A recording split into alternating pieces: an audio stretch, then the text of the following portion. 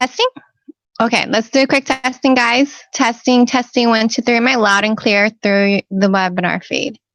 Testing, 1, 2, 3. We good? Yes.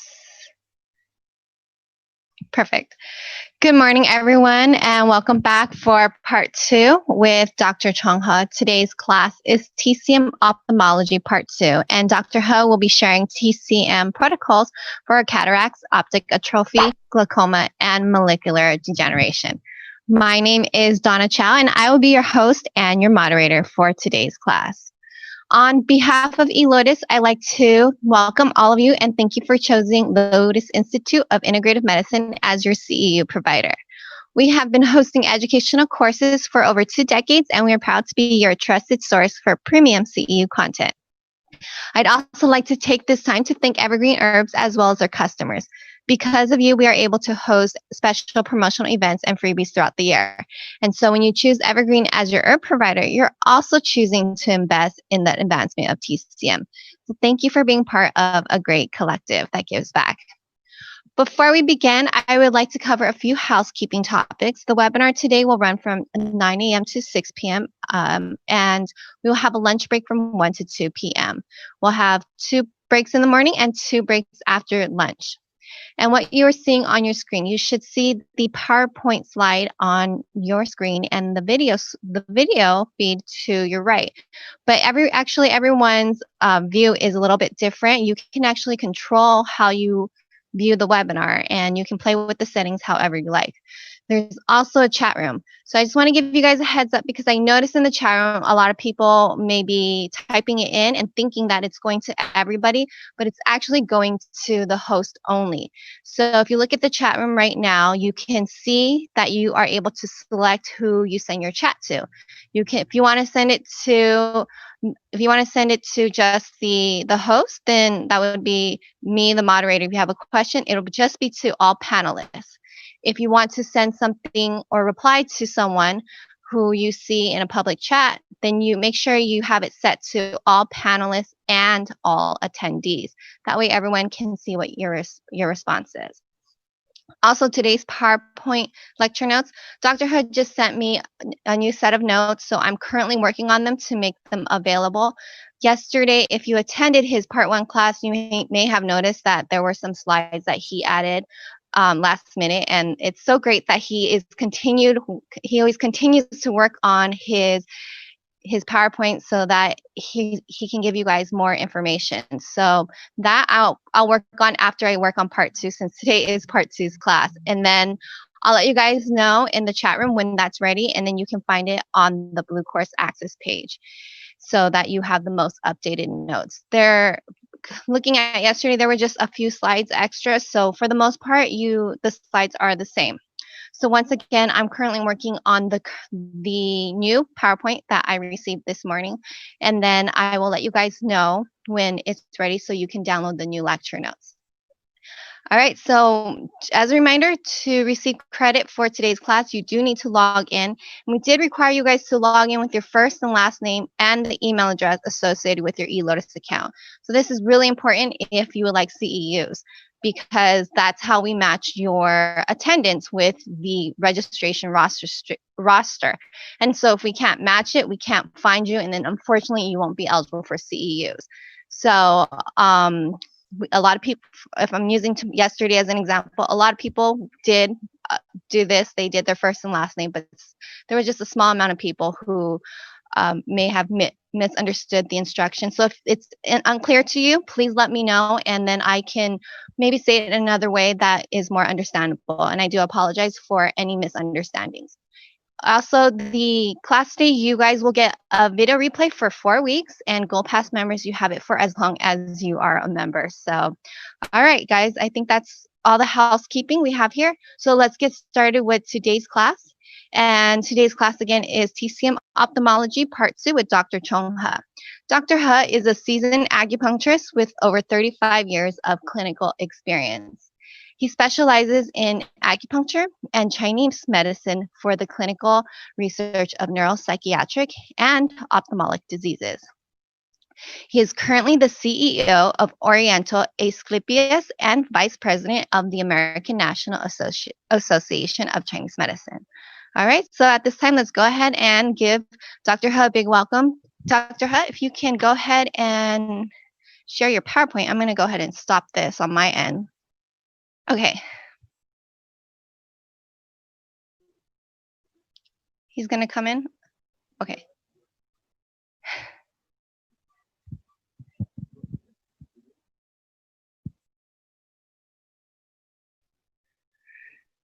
Good morning, everybody. Okay, let me just do this. Okay, good. It's all ready.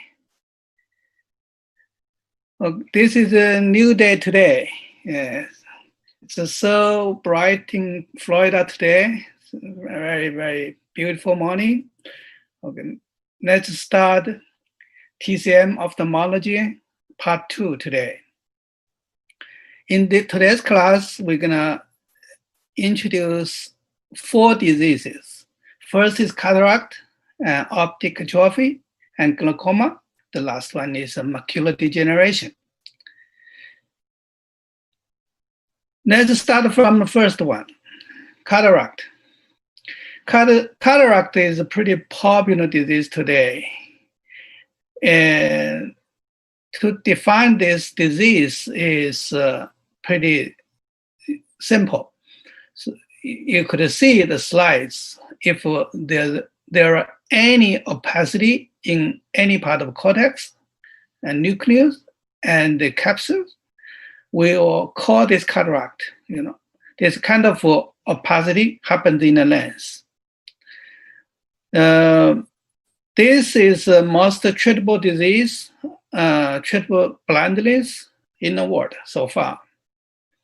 Actually, cataract treated by alternative medicine, and this is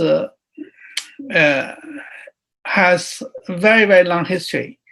I think more than 1,000 years ago, Indian doctors started to use a needle to remove the matured lens and treat the cataract.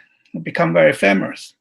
Around 1,000 years ago, most Indian ophthalmologists went to China and make this technique more popular in Chinese medicine field. So at the time, most Chinese people believe Indian doctor because this technique looks like a so miracle. Over the time, today, cataract in the modern ophthalmology, we thinking cataract in different ways. Today, we notice that there's many reasons could cause cataract. And this opacity could caused by more than 7 reasons. Okay, we will discuss later about this. So in this section, we're going to introduce 4 things. Okay, the first one is a manifestation, and then etiology, diagnosis, and treatment.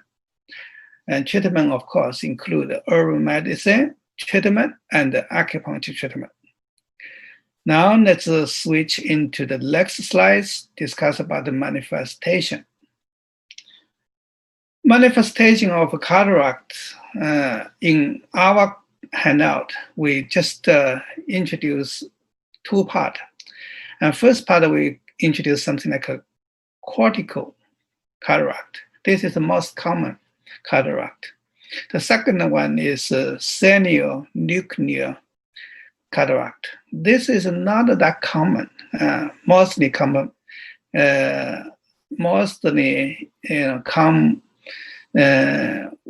in senior people. Okay, so senior people. So we just introduce like that. So and most of the time, if people have cataract in the very, very beginning, people may complain of some like blood shadow in the vision, occupied the visual field, but this shadow is always in fixed position. Usually happen in the one eye, maybe two eyes. It could cause diplopia, diplopia, poniopia. Also, sometimes we call it refraction. Okay, the occurrence of the visual disturbance depends on the position which the opacity occupied in the lens. Okay, this is general. Most time people in the beginning maybe don't feel so much because people may confused by the aging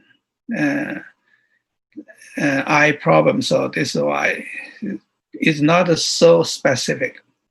Gradually, the condition start advancing. Now let's take an example like cortical cataract.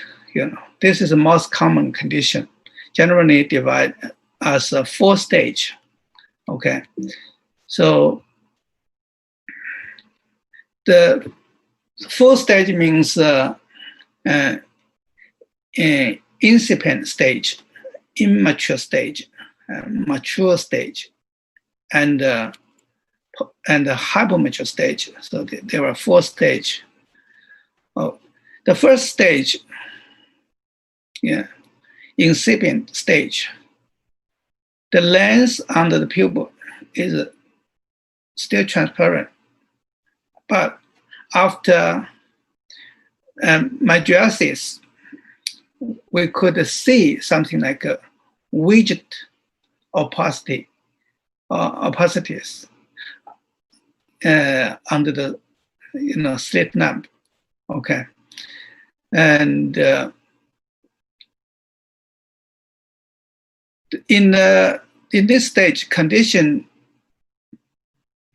people could feel looks like some shallows. Okay, but the develop of this condition is pretty slow. Sometimes doesn't bother people's vision so much. Actually, we could see something from a slit lamp, but patient don't feel too much. This is the first stage.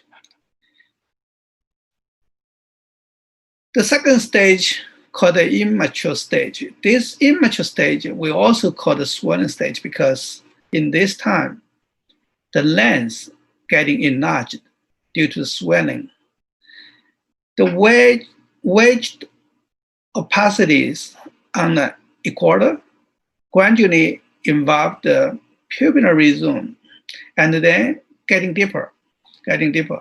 So anterior chamber in this time, because lens enlarged, so the anterior chamber becomes shallower because some lens occupied some space in anterior chamber.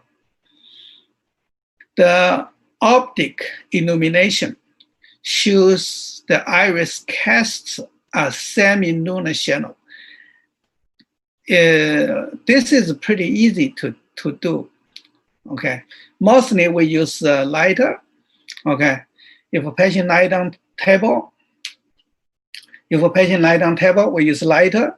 Obliquely, turn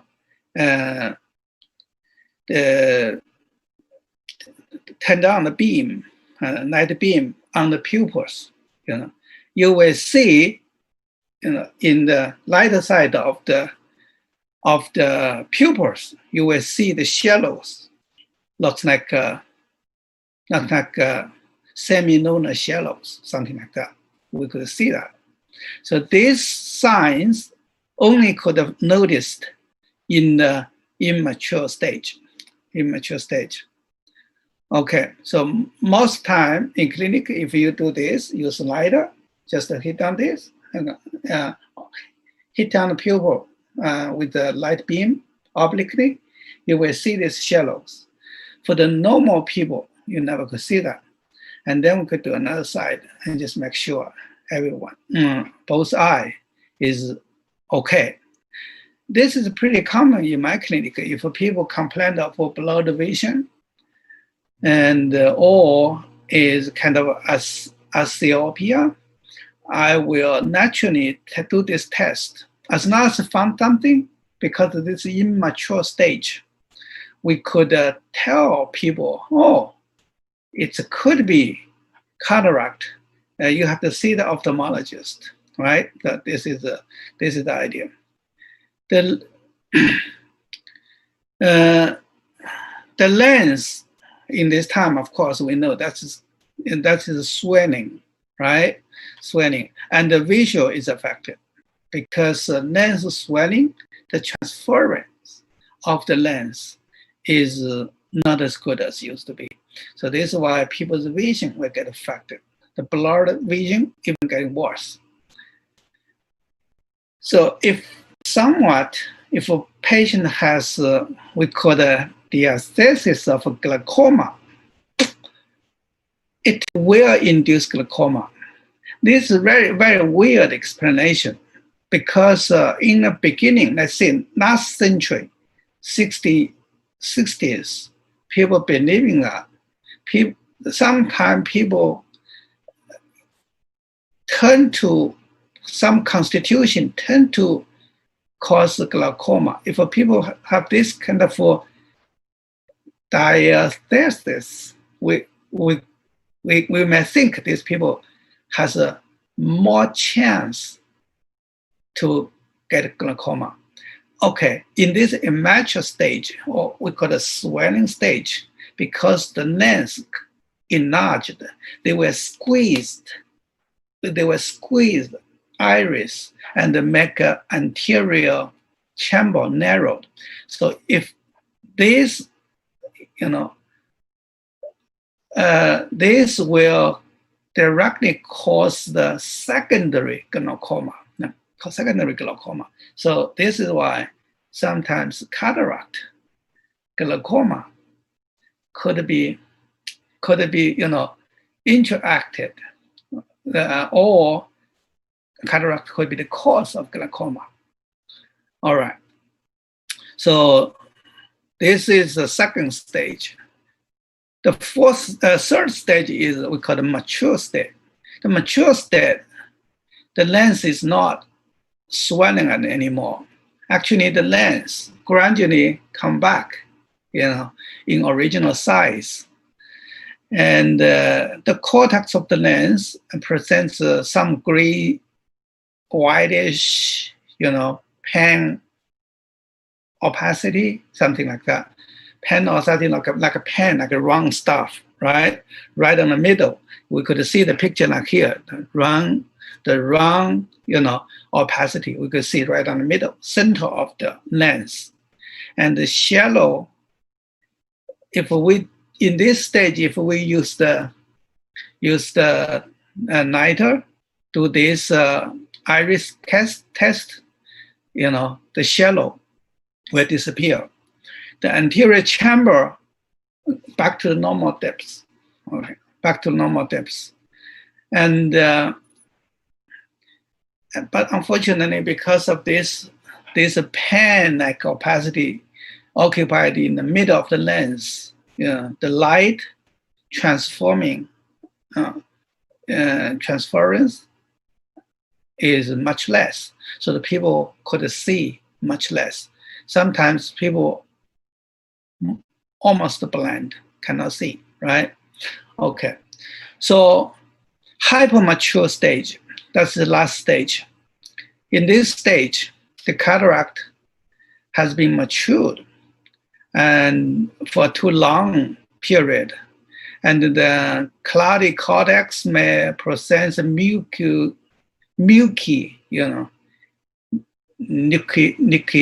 liquefaction or calcification or something like a deposit, cholesterol, something like that. And the core of the cataract maybe drop down, sinking into the bottom of the field. And then people could see something again, but it's very, very blurry. It's not a good quality of image you could see. And the upper part of the anterior chamber may become deeper because the lens in this time gradually shrink. The size of the lens becomes smaller. So the iris in this time become very, very tender, because the back of the, the support is not there anymore. The lens getting smaller. Okay. This fourth stage of cataract clinically divided because the treatment. Mostly the doctor always encourage people, waiting for the cataract to be mature. And then they just do the surgery. That's a traditional treatment, traditional surgery. So only mature stage is the golden time to do the surgery. But today, cataract surgery is developed, so we don't have to do that. So mostly people could do the surgery in immature stage. But personally, I don't really like people to do this because that's my personal opinion. I think immature stage is the golden stage for Chinese medicine. To be more exact, today what we discuss is more focused on this stage, swelling stage. Even today, most ophthalmologists will say, okay, since cataract, you have no, better prognosis, surgery must be the best choice. I don't think so, because there were so many incidents, people cause a secondary glaucoma after surgery. So if we could do this conservatively, still a big benefit for clients. So this is why clinical volume of Chinese medicine in this immature stage is so remarkable. So we cannot ignore that. All right, that is a manifestation. And the picture here we could see, and picture like this. All right, just describe, different type of cataract. Cortical cataract looks like this. You will see the opacity come from side, cortical, and nuclear cataract just come from a center. It's must come from a stenial patient, and then the posterior capsular cataract, something like that. Okay, so clinically we could see different type of cataract. We could just figure out what type of cataract it should be. Okay, actually, this is just roughly look from your left eyes, but in clinic, ophthalmologist will check it, from a slit lamp. Okay, so that will describe this condition even more detailed. Okay, so actually, the slit lamp, really open our visual ability, right? We could see much detailed than the naked eye. So here are several images. We could explain a little bit. Okay, so if this supposed to be the normal lens, okay, this is kind of immature. This is mature. Okay, immature is kind of for inflammation stage. So in this time, the lens is congested and swelling, and the people even have something discomfort and ache in the eye, right? So if in the end, it's become a, hypermature, this claw, not down the middle, always drop down, okay, drop down.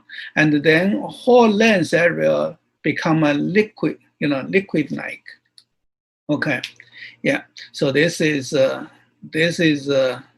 the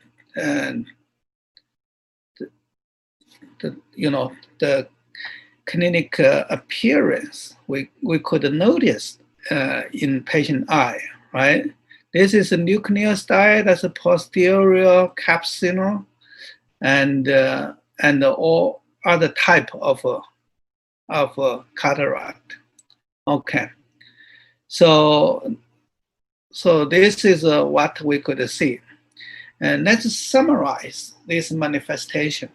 Okay, the manifestation of cataract has two types. One is a conical. That is the most common type of cataract. Looks like this. Okay, most common type. Another one is senile and nuclear type of cataract. And also there's a posterior, subcapsular, something, like that, caused by different reasons. So we didn't, discuss more detail about that. All right, so today we focus on first type, cortical. And all right, so another type of cataract we call the nuclear cataract. Yeah, it's not so popular, people may feel, something brown and amber, opacity, and the lens tend to block, and sometimes we could call them black cataract. Yeah. Okay. So the transparent of this is not too bad. Still transparent, but the people's vision doesn't, don't have good quality. This disease progresses pretty slowly, and the opacity of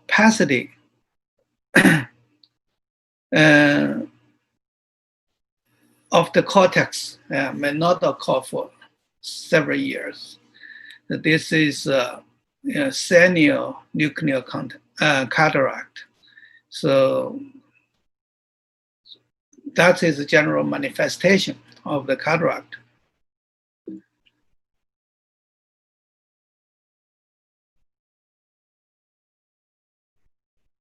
What's caused it?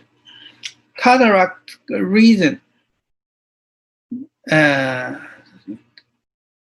There are more than 7 reasons. Mostly people noticed it could be heritage, come from a gene, or maybe because of aging, maybe because of the metabolism. And recently people have a lot of, our environment is not so good as used to be. People may explode on the toxicity, like chemicals, or a lot of people regularly take medication. So in the clinic, I see a lot of patients take more than 5 tablets every day, several times, maybe twice, maybe 3 times a day. A lot of medication finally accumulate in the body and gradually cause toxicity accumulation inside the body. That's could be another reason cause cataract. So one hand, especially people notice that something like painkillers and for the rheumatoid arthritis, something like anti-inflammatory medication. So this this is all in high risk. Also, sometimes people use the hormones, replacement treatment. They all high risk. And besides this, something like radiation and trauma include some inflammation and or malnutrition. Sometimes people could cause cataract just because you don't have good nutrition. Okay, so this is the most common reason Western medicine believe. Okay, the Chinese medicine from a textbook. Okay, they always mention that cataract could be caused by these 4 reasons. The first one is deficiency of liver and kidney.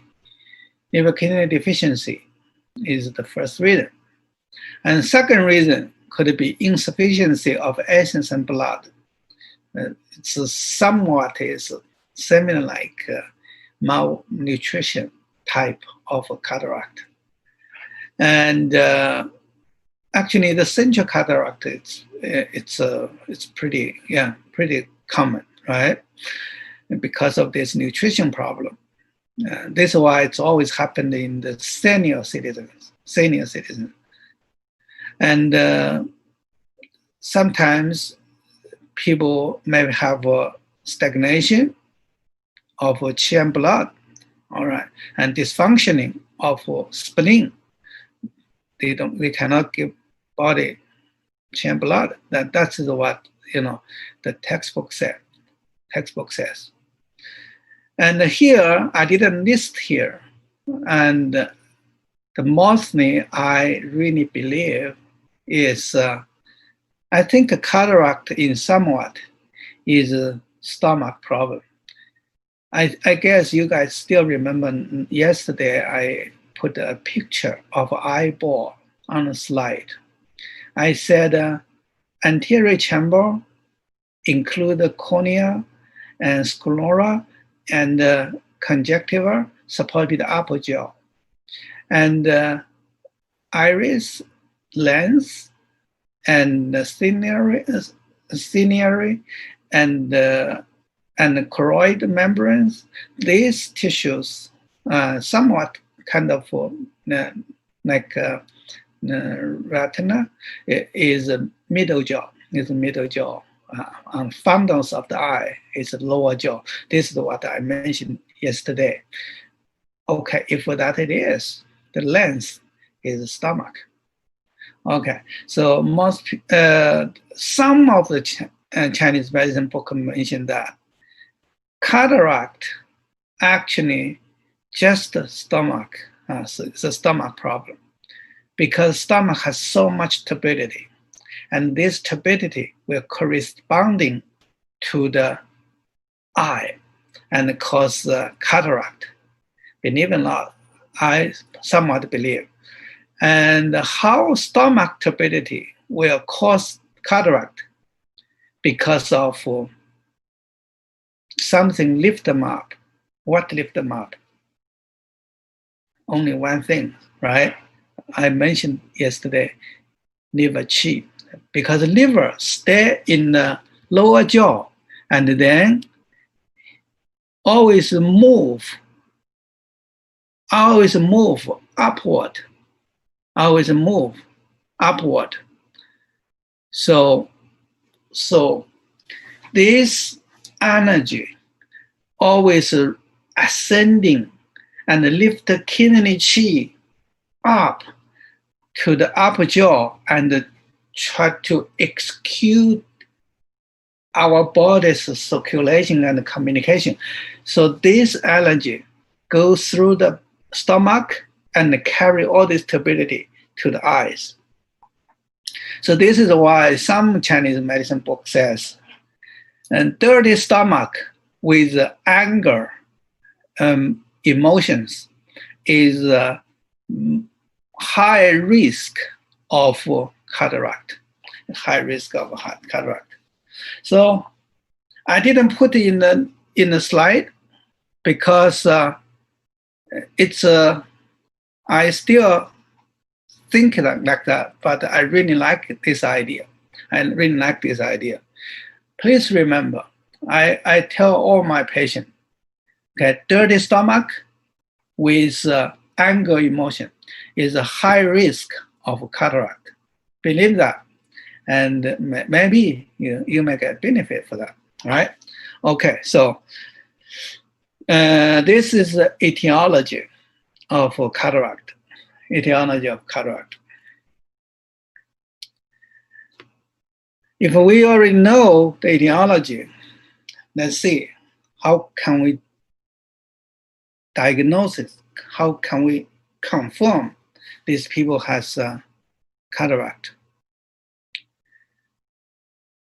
The diagnosis is always based on evidence, based on the evidences.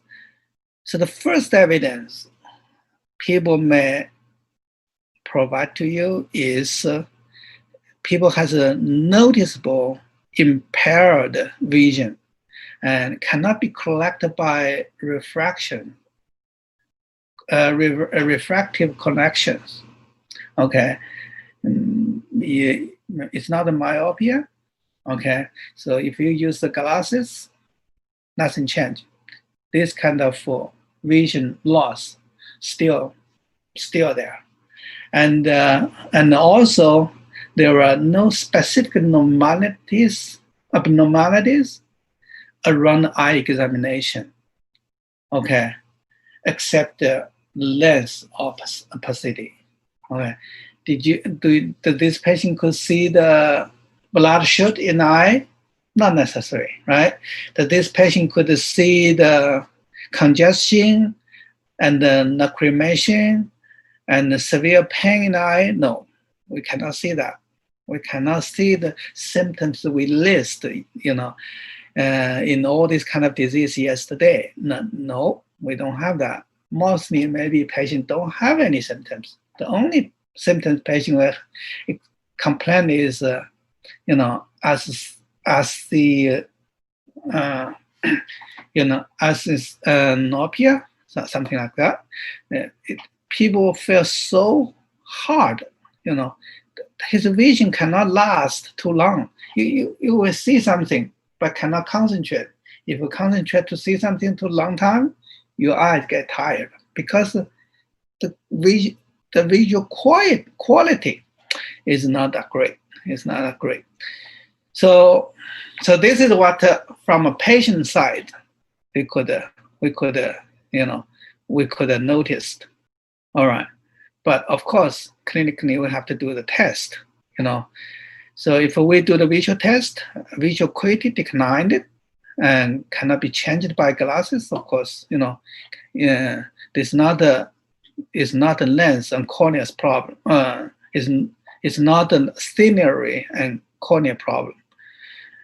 And the ocular pressure and could be a little bit high, especially when the lens getting congested and swelling.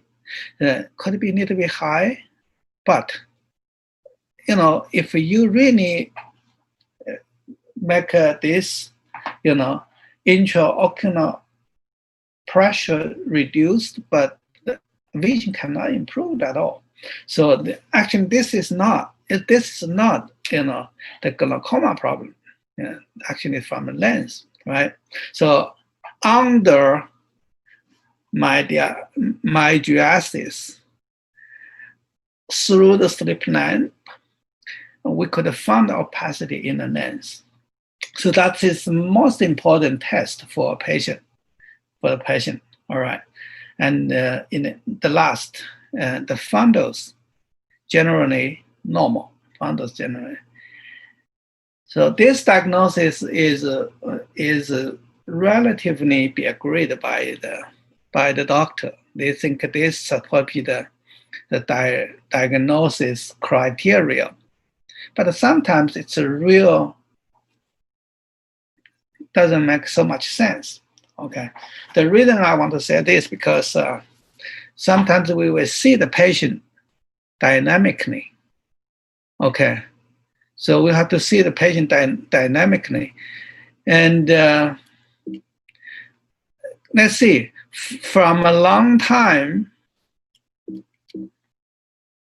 from a long time, poor vision, most time patient retina could get trouble.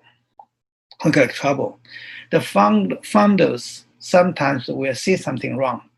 Okay, it's not always normal. It's not normal. It's only normal in the early stage of cataract.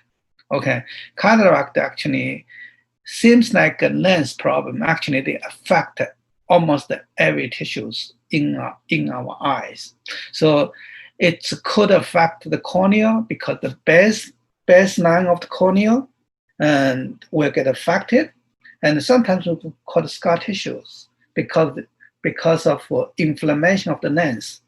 Okay, they will cause anterior chamber bigger and smaller. That will affect people's intraocular pressure, and also because this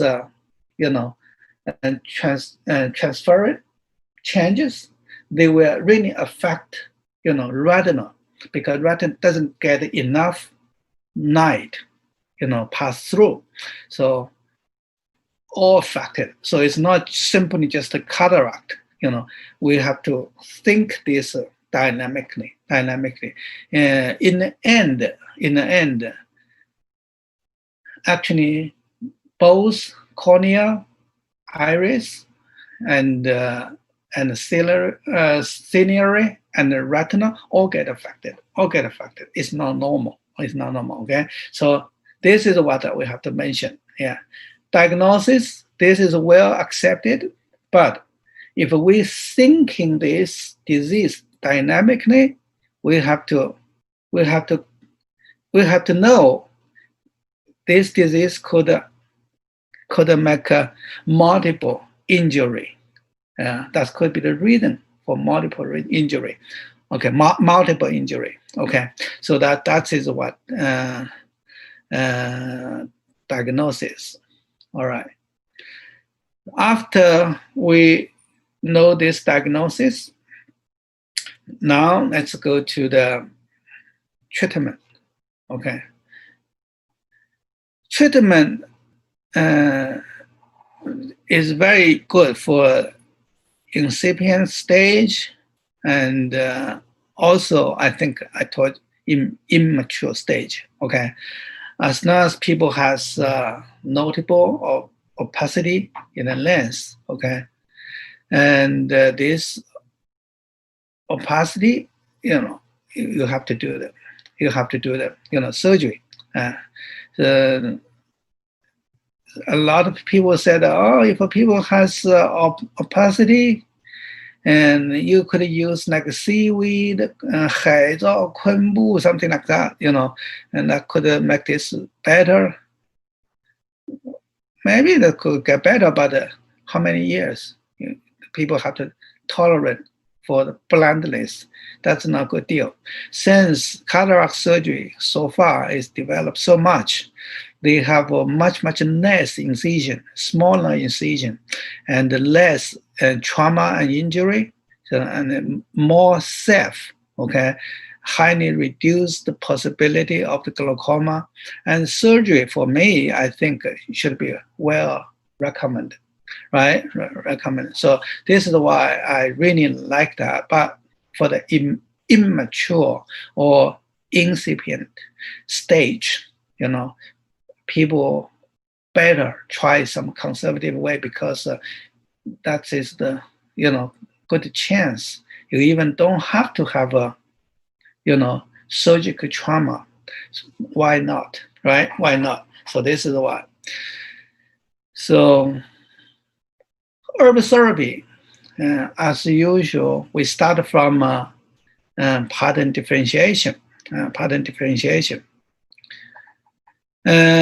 Glaucoma could be many reasons. Could be blood stasis. Okay, could be like a wind heat, and could be wind heat, could be damp, phlegm, could be everything. And but in most Chinese medicine book, they always try to treat this as a deficiency disease, a deficient disease. Okay, so because a lot of condition, it will happen as patient, get aged. Of course, we cannot see something exception. Some people get a cataract in very early stage, early age, right? But deficiency is supposed to be very important for these kind of conditions. All right. So tonified liver and kidney, always useful. So first type of disease of the pattern supposed to be deficiency of liver and kidney. So in this condition, people may have a senile debility, blurred vision, of course, and people may have dizziness, tinnitus, soreness in the lower back and knees, and maybe incontinence, urines, pale tongues, and weak pulse. Looks like kidney and liver deficiency. If people show all these kind of conditions, we will consider this is liver and kidney deficiency. So the formula we will use, there are so many formula we could use. Okay, here we choose 寄居地黄丸. Okay, and in the end, I also put the 石活夜光丸 in this area. 石活夜光丸 is good too. Is good too. All right. So clinically, I use 3 herbs. Okay, just give to patient. Some patient is just use it.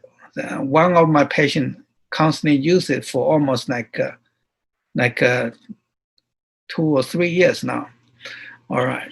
Then it seems like this kind of medicine really make his light sensitive better.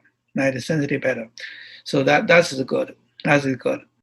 Okay. 石活夜光丸, 寄居地黄丸. Okay. All good. Okay. Another one called 明目地黄丸. 明目地黄丸. The name of this formula actually is the same, 六味地黄丸, but this one designed specifically for, improve the eyesight. That's good too, right? So 明目地黄丸, 石活夜光丸, 寄居地黄丸 is the 3 formula we always use in clinic for the liver kidney deficiency. Especially for the senior citizen, okay? Because most time people in this age has kidney and liver deficiency. Actually, only when your liver and kidney deficiency, your orifice, okay, become more vulnerable and to be affected, okay? So this is why we use this formula, okay? The second one is spleen deficiency. Focus on the middle jaw, And actually, just like I mentioned, the cataract is kind of, in somewhat I believe, it's kind of a middle jaw problem. To be more exact, it could be a stomach problem. To be more clearly described is start from a stomach problem in the end is a spleen problem. Okay, so if this disease lasts a long time, because in the incipient stage, okay, it's always take a long time to develop it. All right, take a long time to. So during this time, if we start to strengthen his spleen, okay, to clear his stomach, that should be fantastic. It should be fantastic. So the condition in this type, is mostly blurred vision and restlessness and lassitude of the extremities, and people may have a pale complexions, poor appetite, and loose stool. Maybe not, all right? But most of the time, you will see the people have a puffy tongue and watery and damp tongue body, and with a teeth mark. This is what we always see. Okay, and tongue coating could be thick, could be peeled. Okay, and the pulse could be weak, could be slippery. You know why? Because of phlegm, right? So this is the condition. This is the condition. So if people has this problem, what formula we use? We will use a lot of formula we could use. The first one I will highly recommend is 补中益气丸. Not that I recommend. There are so many books recommend this formula. 补中益气丸. Yeah, I don't want to list this anymore because this is so common. Looks like, do you know 四君子丸? Of course, everybody knows that. Okay, 补中益气丸 is very familiar, very, very popular formula. So that is no problem. 补中益气丸 always good for this. Okay, so some people even recommend if you have cataract, you have to use 补中益气丸 all the time. You know why? Because this formula could tonify your spleen and lift pure energy upward. This is very important, right? This is very important. So the 补中益气丸supposed to be a pretty good formula, okay, for the eye problem in spleen deficiency type. Okay, so that's the one. But beside the 补中益气丸, actually there's another formula called 一气聪明丸. 一气聪明丸 is the formula. This formula come from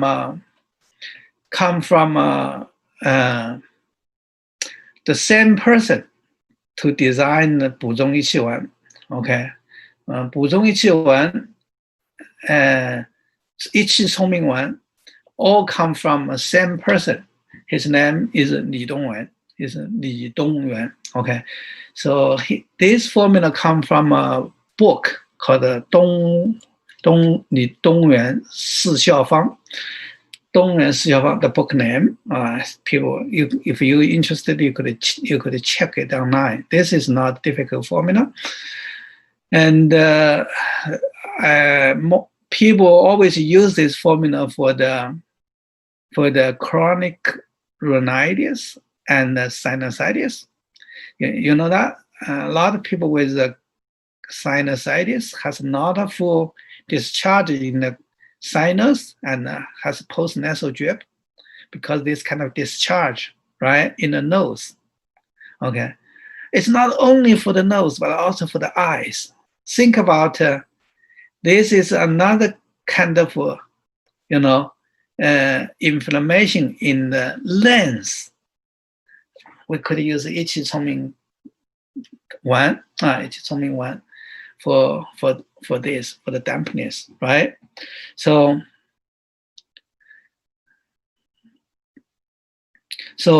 okay, so slide is something wrong, not a dansen, 党参, okay, the 党参, yeah, this is not right. So I have to change a little bit here. 党参 is not dansen, okay. So let's just change it. Sometimes we have a spelling problem, Okay. Yeah, this formula use 黄芪党参. Okay. Use 黄芪 and 党参 to tonify qi. Okay.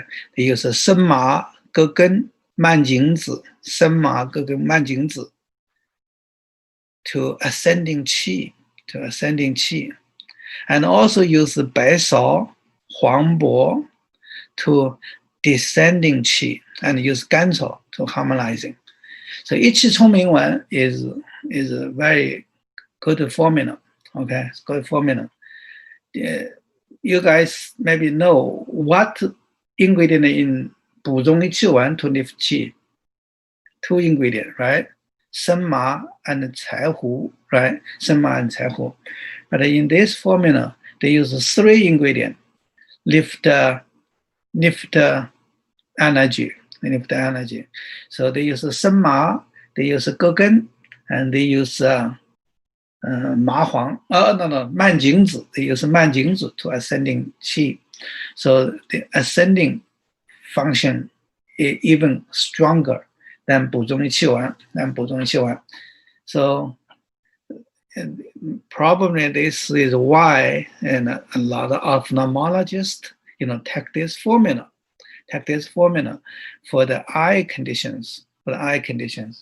And the specialty of this formula is beside this descending group of herbs, for descending, they also combine with some herbs for descending as well.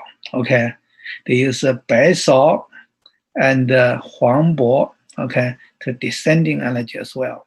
So try to make energy, balanced.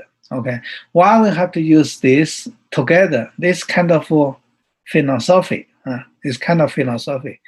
Pretty interesting. Okay, but we don't have so much time to introduce this, but it's a really interesting idea.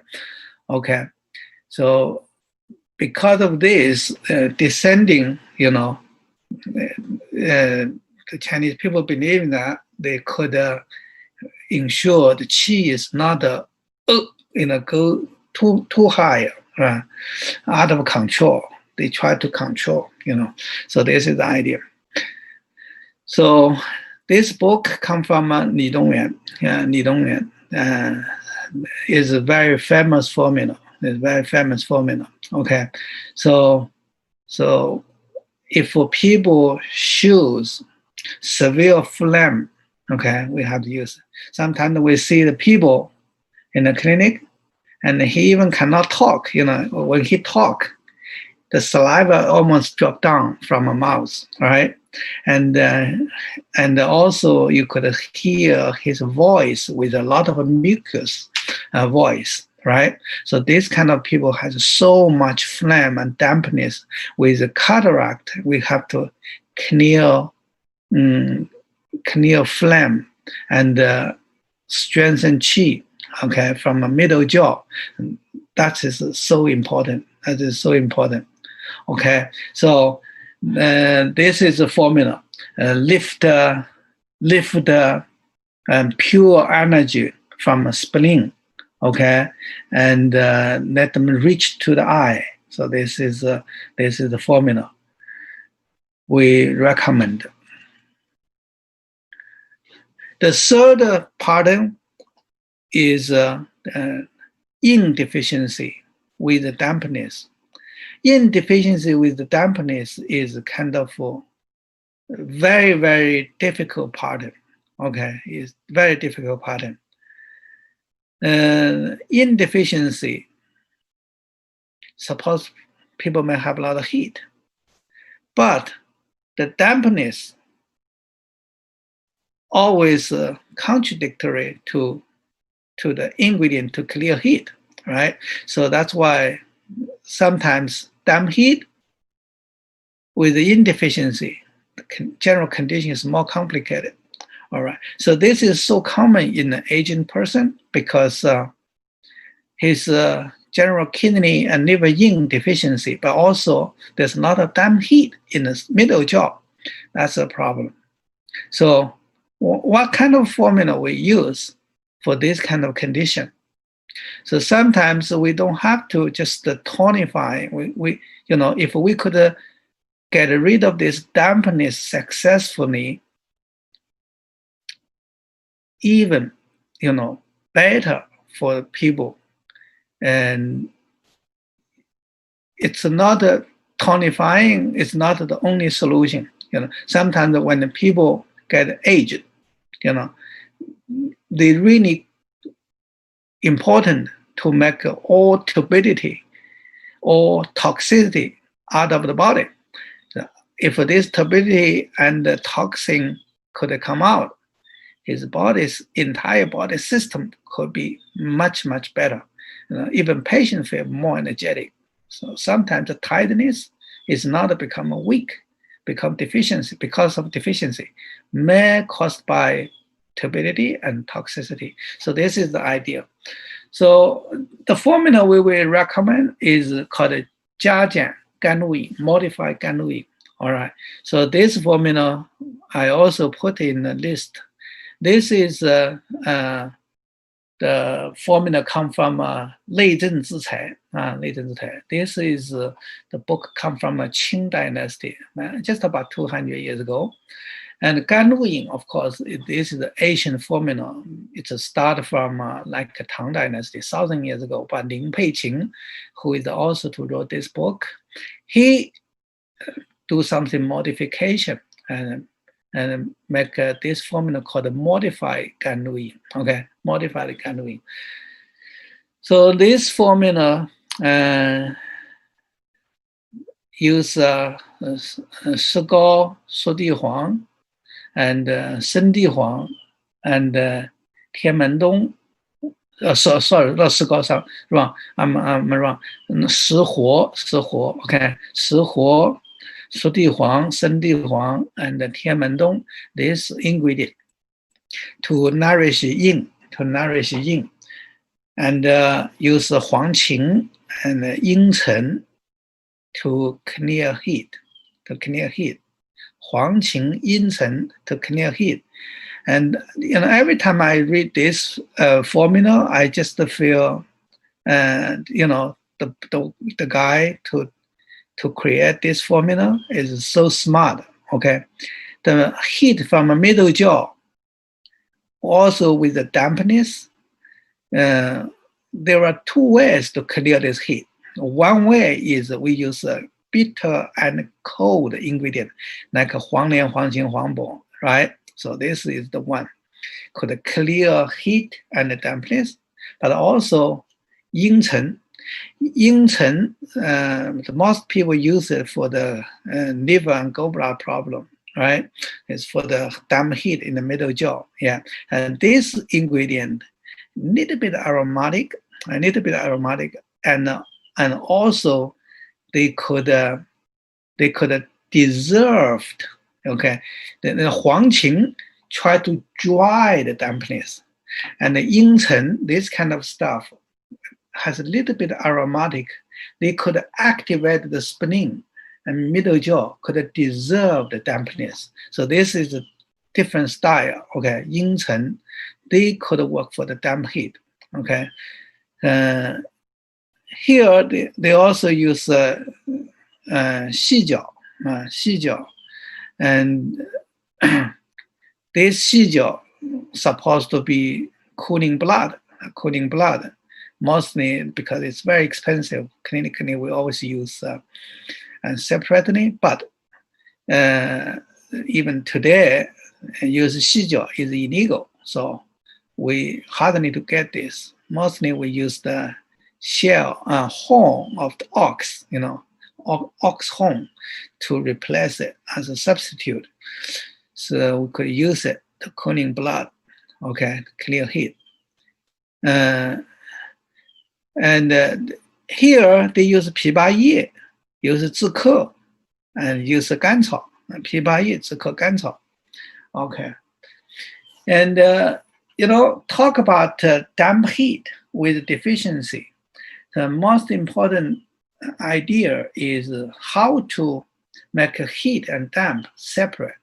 How to make damp and heat separate. And original Chinese book, they always said damp heat is very difficult to remove because they are very sticky. As long as damp and heat come together, looks like put the oil in the flour, right? it's very difficult to separate, right? Sometimes if you want to make a bread, you put the oil in a dough, right? Can you get rid of this oil? No, you cannot. It's very difficult because they all mixed together. So how to get separate this heat and dampness? How to do that? The most important thing is try to use something active herbs. Okay, so we remember yesterday we mentioned we used the ascending herbs. Try to, because heat easy to going up, they use ascending herbs to evaporate heat upward. So, and then heat and damp separate, right? This is the idea. Actually, in this formula has a little bit the same idea. They use 枇杷叶, okay? They use 枇杷叶, use 止咳, just try to going up and down and try to separate heat and dampness. And so this is the idea, I think. All right. So 加减甘露饮 is the formula, from entire formula where we see the ingredient to tonify yin as a primary ingredient to nourish the body, because this is yin deficiency as a background of the pattern. And the damp heat, they use huang qing, yin chen, try to get rid of this heat, and use 枇杷叶止咳to activate and try to separate damp heat. And the 犀角 here, we always use it as a ingredient to cooling blood, but here I think it's could be treat something like a swelling and pain in the eyes or something like that, because I check 犀角, these herbs, they have a special functioning for swelling or pain in the eye tissues. That's why we use 犀角. Okay, so this could be symptomatic idea, all right? So this is the formula, 加减甘露饮 for the last pattern of yin deficiency. So clinically, we could make a general image like that. And for people, especially senior cataract patient, and we have to focus on deficiency and focus on the root of the cataract. We treat down on organs, mostly liver, kidney, spleen. Okay, one is the root of the pronatal energy. Another one is postnatal energy, root of postnatal energy. And liver supposed to be the organs that governs eyes. These three organs supposed to be the most important organs for this kind of condition. So this is what the treatment. But we didn't mention so much about how to treat blood stasis, how to treat the toxicity, how to draining the toxicity. We didn't mention that so much because this is a kind of a secondary cataract. We have to, for this kind of condition, we have to treat the original disease first. Okay, every time if a secondary cataract happens, we have to treat the original condition first. For example, let's say if a people has cataract and caused by diabetics, okay, diabetics, you only treat cataract, don't treat about diabetics, you cannot get good results, right? So this is why. So if for something caused secondary cataract, we have to treat the original disease and combine with this kind of ingredient. Okay, this kind of formula. All right. So this is the general idea for the pattern differentiation. or pattern differentiation.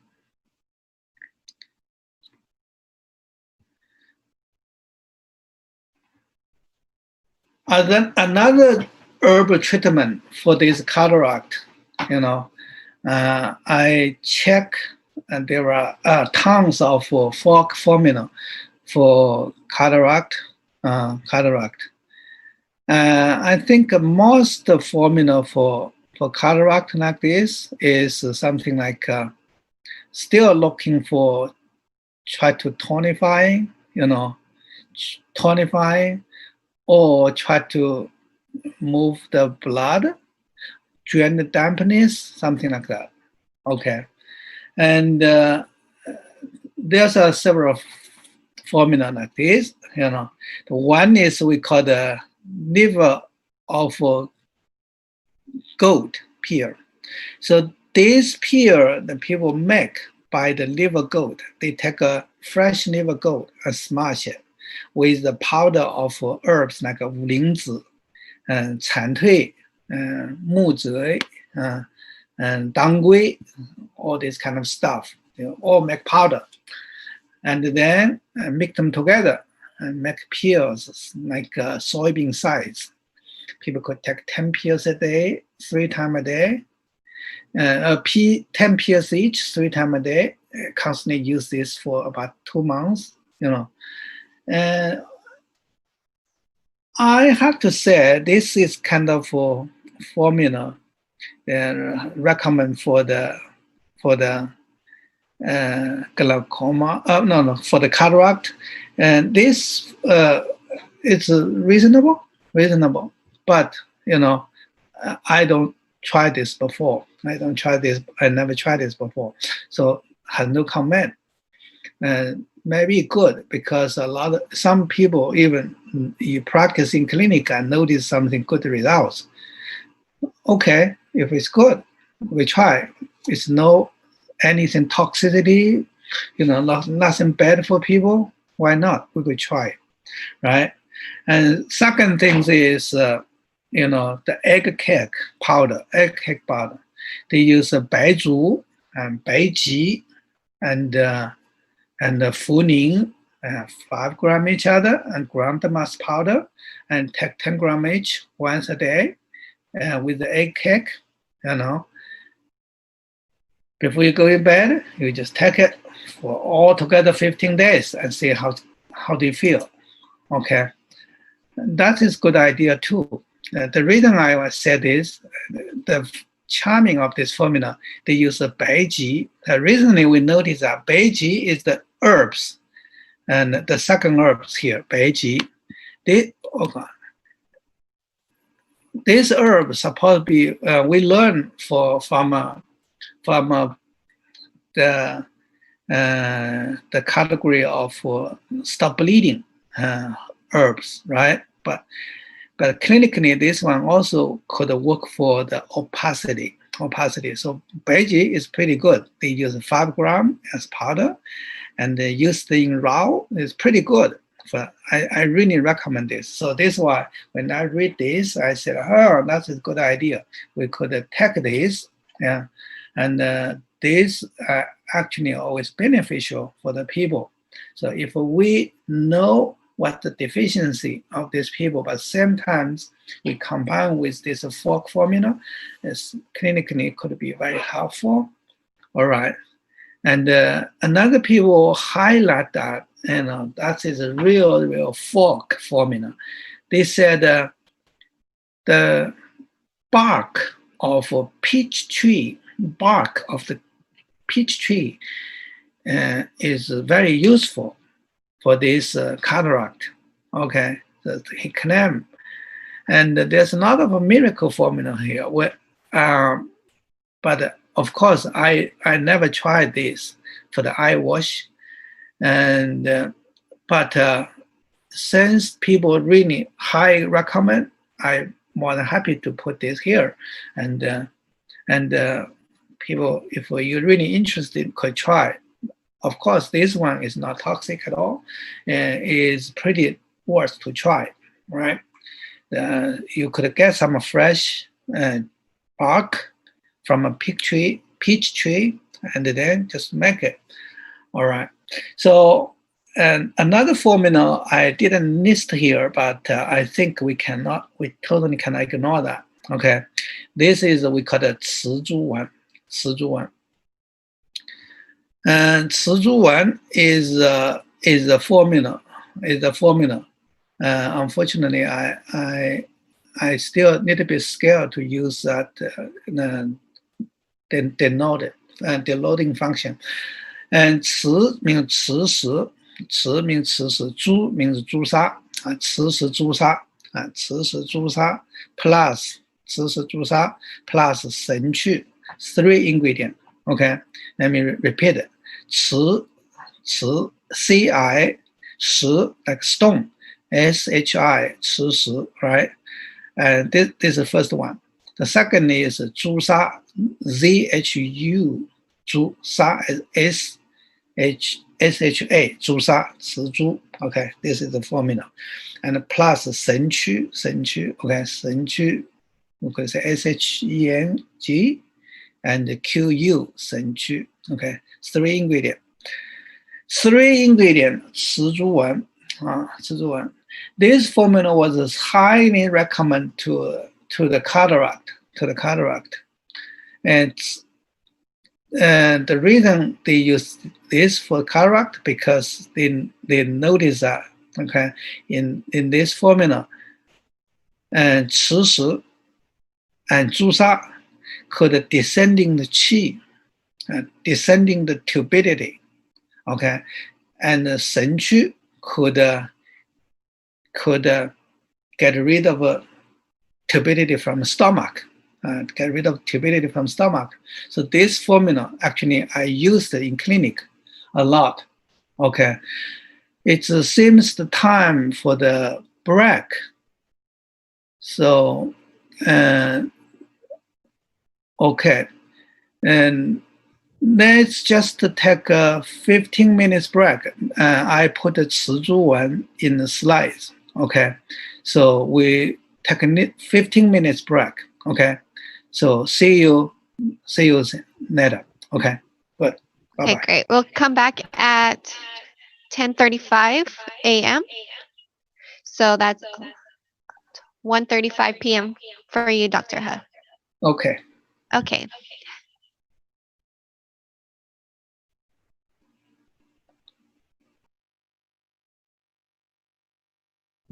Hi, guys. Oh, sorry, something just flew in my eye, or sorry about that. Anyways, so this weekend, our sponsor, Evergreen, has reserved a special gift for our webinar attendees. Everyone here will have the opportunity to own one or all of Dr. Chen's herb books at a 20% discount when you use the coupon code BOOK20. So write this down, BOOK20.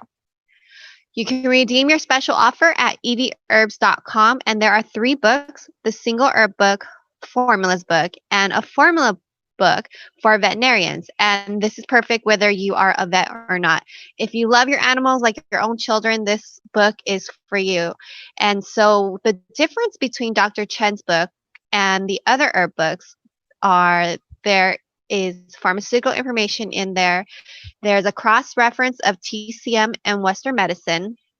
There's also a non-biased perspective on the safety and the efficacy, as well as chemical compositions. And these books are, well, the single herbs book and the formulas for humans, those are on the required list for the California and the NCCM state board. So if you didn't, now I know that you're licensed now, you don't really need them, but they're still a very good reference to have as a practitioner. So if you didn't get a copy while you were in school, then today's your lucky day, because you can get them for 20% off.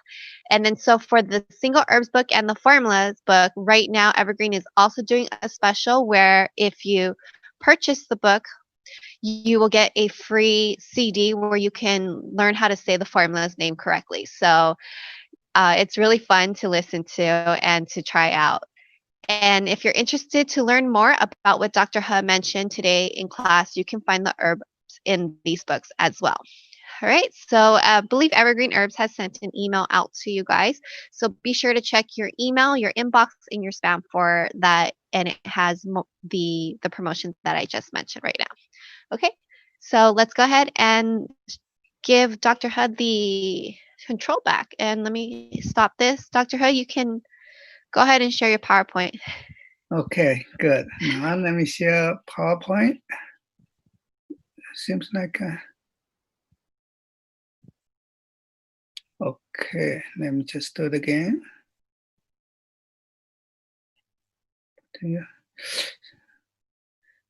Okay.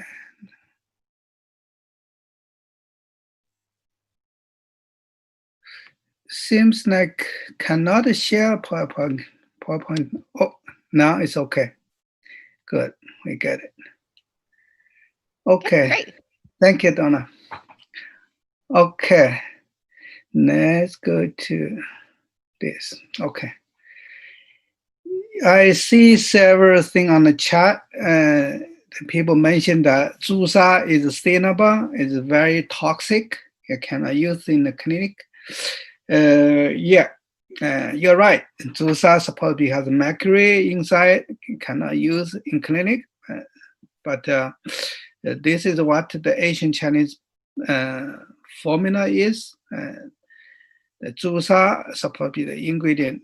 Actually, this formula original design for insomnia, because sorry,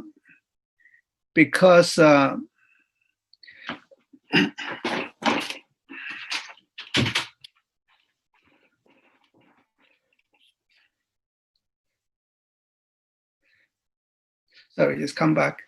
Because people's spirit cannot be calm, so we use this for calm spirit.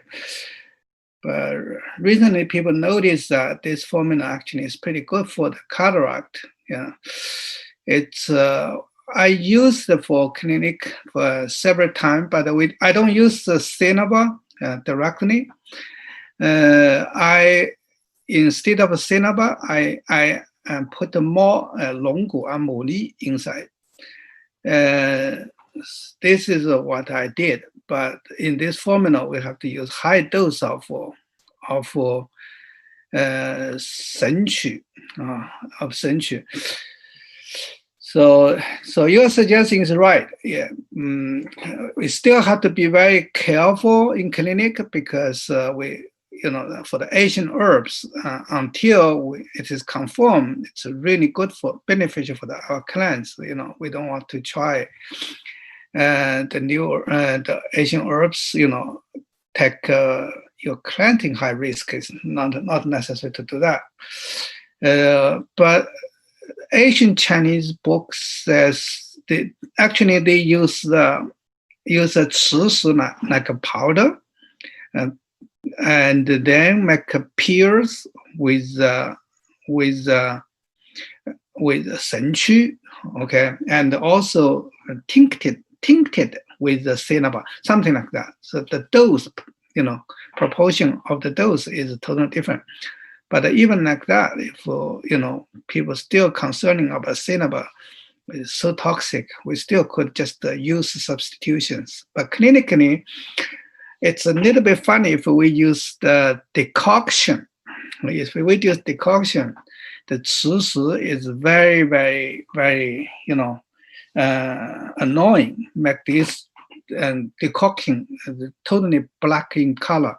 So we have to use very, very fine filter to get rid of this particles of the Cisi. And but this formula was reported very good, and logically, I think that is the most reasonable for me, because I totally believe in that the cataract is a dirty stomach with anger emotion. So anger emotion, Cisi, Longgu, Moli, like an anchor, could calm spirit, calm energy down, and senqu, supposed to be a very important ingredient to get rid of turbidity in the stomach. So that's the idea. So for the Asian formula, sometimes it's pretty difficult to use. Pretty difficult to use without any confirmation. So we still trying this formula, okay, in clinic. I even think maybe we don't need to use this the raw herbs. Probably we could try some granules, so we don't have to worry about all this, turbidity decoctions, right? Turbid decoctions. So make a test even better. So this is what I want to recommend. So the other herbs treatment, we recommend 4 formulas. Okay, 4 formulas. So this is what the treatment is. And now let's just quickly go to the acupuncture treatment. Acupuncture treatment actually clinically confirmed is pretty good for cataract, especially could make vision better. Could make vision better.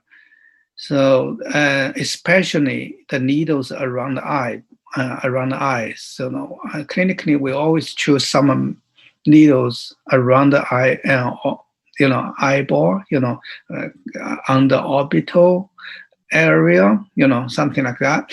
So this treatment actually is pretty good, but clinically we have to say, we have to be careful. Don't use a strong stimulation. Okay, I always try to use very gentle stimulation for that. All right, so let's see the formulas we introduce now here. And of course, the points like UB1, small intestine 6, stomach 1, LI4, LI1, and GB1, Sanji's 23, GB37. That's the points in general. And I could see a lot of patients with cataract after this kind of needles around eyes always get more or less, relief. That's really fascinating. Okay. And if people has the ink deficiency, we also could, think about the use key points and like UB18. This is the liver Baksu points, kidney Baksu point 23, kidney 3, UB32, kidney 6, something like that. And people have spleen deficiency, also could use Baksu as well, UB20 and 21, spleen 3. And Taipei is the yuan south point of spleen channel, and stomach 36. Stomach 36 is a very important point for the eye problem. And if actually in Tianxing 12 points, Ma Dan Yang 12 points, stomach 36 probably the points also work for the dark vision. If people, your vision getting so dark, it's probably the best points. They said that if people have the dark vision, you keep stimulating your stomach, your vision could get lighter. So that's why stomach 36. Most people think this is the acupoints for the Qi deficiency, for the stomach pain, but it's pretty good for the eyes. Okay, especially for people has a very, very dark blurred vision. All right, or maybe missed vision.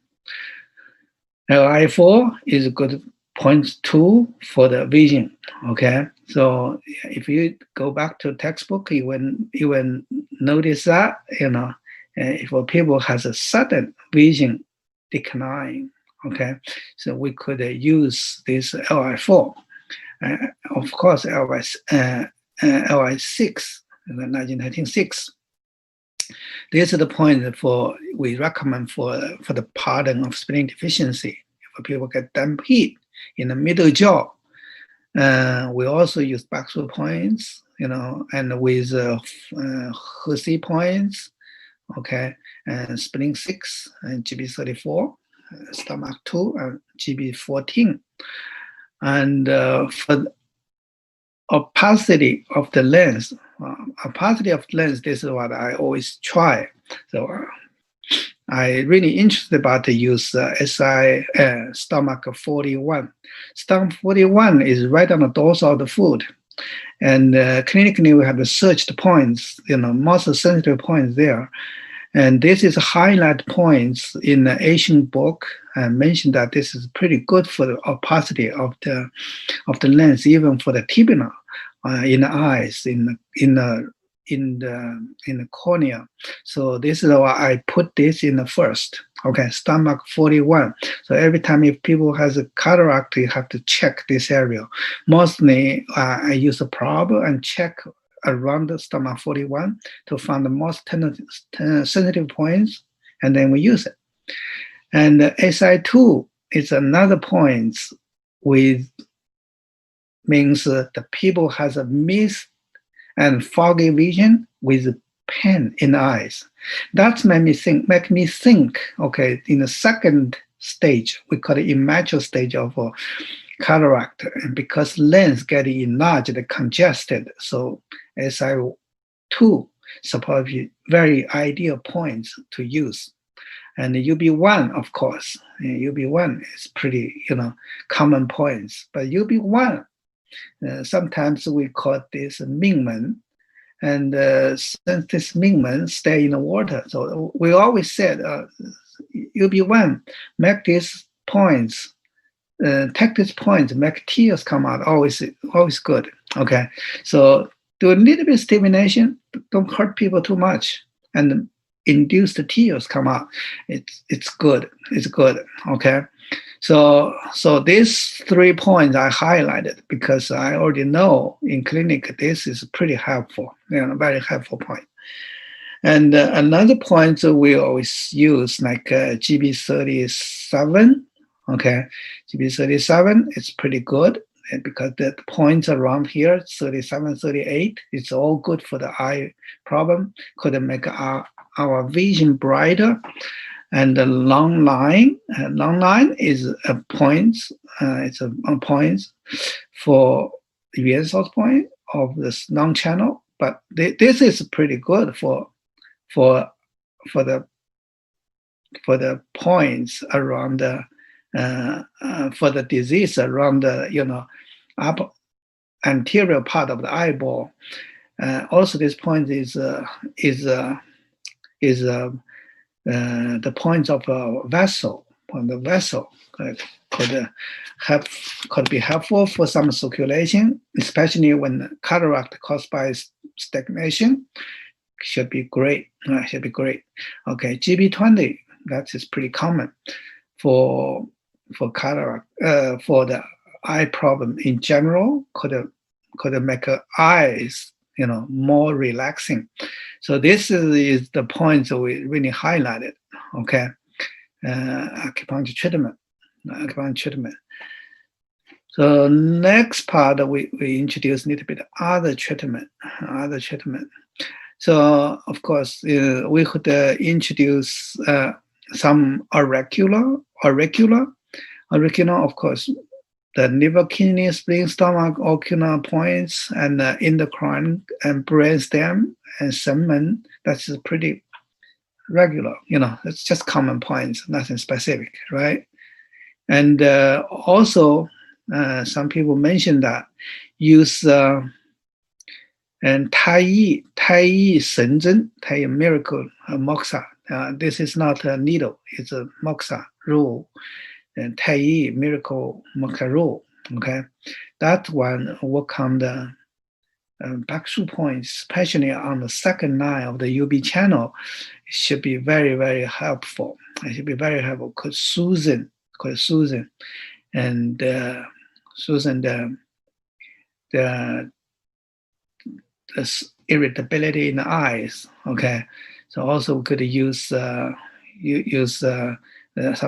extra points, okay, and the UB62 and kidney 6, something like that.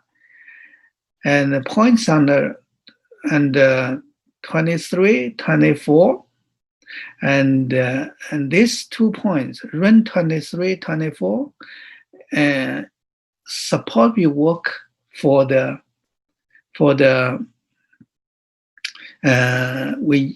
people use it for the cataract because this one work for the digestive system. Okay, so in my mind, the 24, 23 is the points associated with the stomach, and both of them maybe adjust and secretion of the digestion. So it could help us to get rid of dampness in the middle jaw. So this is what we could use. Stomach 6 and GB20, GB14. That is the points almost around.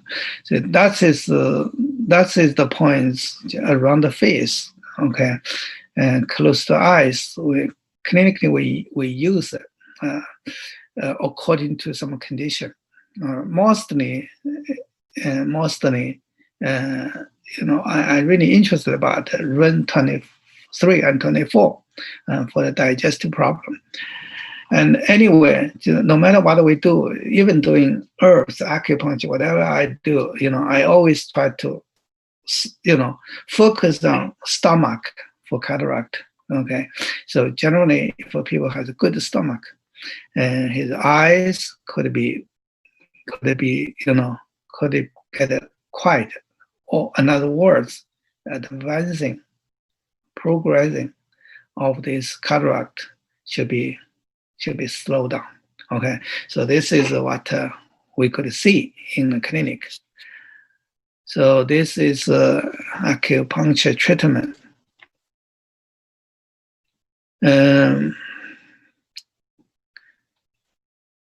And let's just do a little bit discuss before we finish these chapters. Rabinous chi and turbidity in the stomach is the core of this cataract. So this is what I mentioned. Okay, so this is for a long period of time practice, I really interested about this. Of course, I agree. We have the 25 kidney, 25 liver, 25, something else, But this kind of treatment is very slow, and also they don't have so much, close relationship with the vision changes. But the stomach condition changes somewhat could really, we could see something changes, So this is why I really interested about this field, but still research on it, cannot, maybe in the not too long future, we could see something different. We could see something very, interesting, practical. And cataract can be caused by exterior, interior. Most people think, and exterior cataract could be the interior, but not really. Just like in the beginning we mentioned, there are more than 7 reasons could cause cataract. It could be caused by either exterior or interior. Okay, so exterior could be toxin, radiation, and infections, So if a cataract caused by this, generally is a little bit easier to handle, but of course it's very hard to treat, even by the infection. Just like I mentioned yesterday, sometimes the cataract caused by iritis. Okay, and this is typical example, the cataract caused by infections. But even like that, this scar tissue is not easy, just be replaced, very difficult. So So, but compare with the interior region, like aging, heritage, malnutrition of this, this supposed to be much easier. It's pretty much easier. Okay, so anyway, if a problem caused by exterior, we have to get rid of original reason.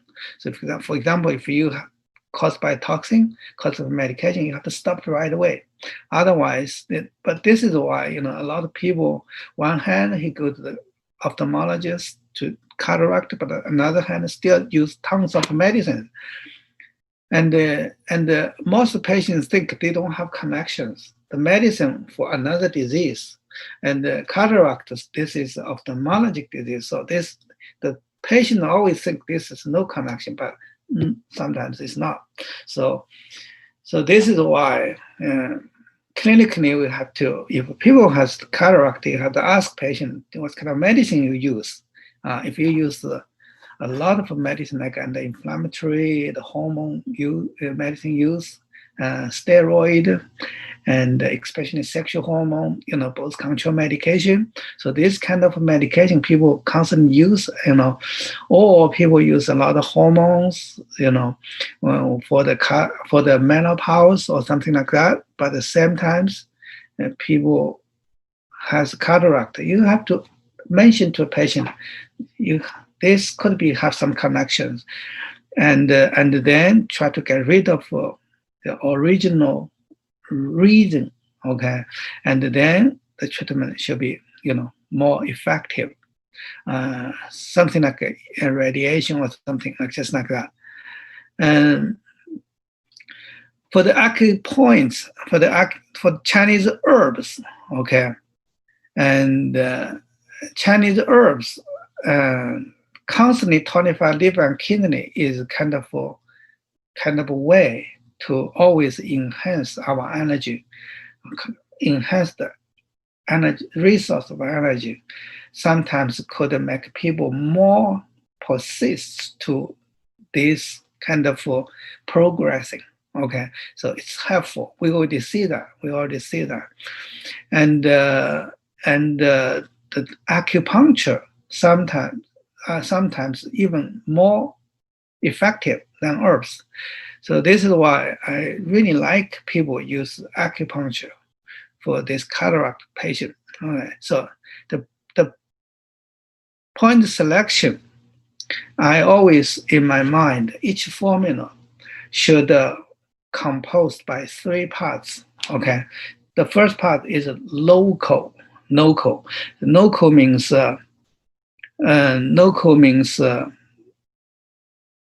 most points are around the eyes, just like I told you before, like UB1, stomach 1, GB1, 鱼腰,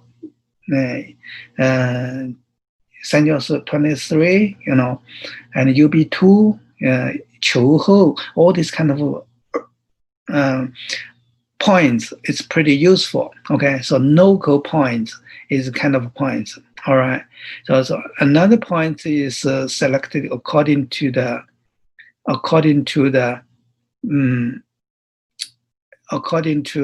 etiology. Okay, according to etiology. So let's see if people has toxicity. Okay, if people have toxicity, clinically, what we're gonna do is I will more than happy to use some GB point and Sanjo point to drain the toxin. Okay, something like Sanjo 10, like a GB 30, 33, 32, something like that.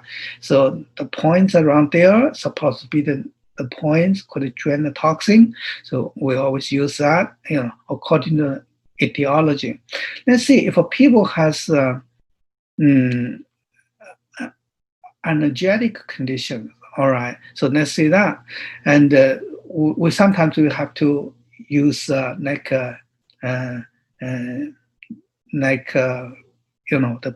points around the GB. I even cannot remember the number. maybe GB31, okay, and splitting 10, something like that, right? And also we're going to choose points on the sternum area, like I sent run 18, 19, something like that.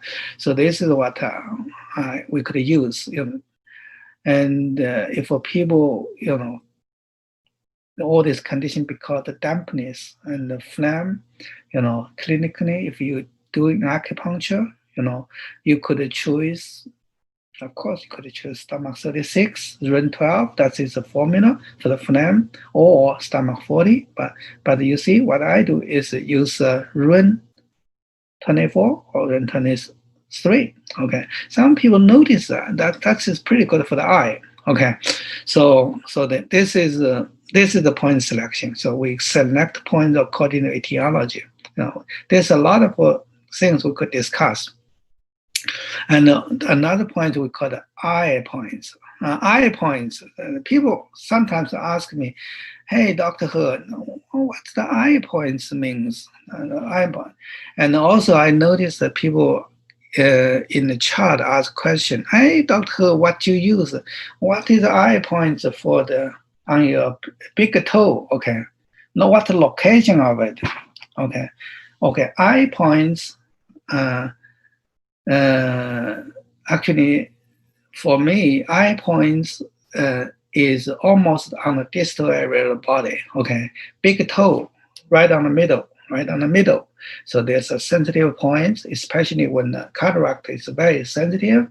In immature stage, we could check these points and needle this area. We could subside the condition. Okay, subside the condition. So this is pretty helpful.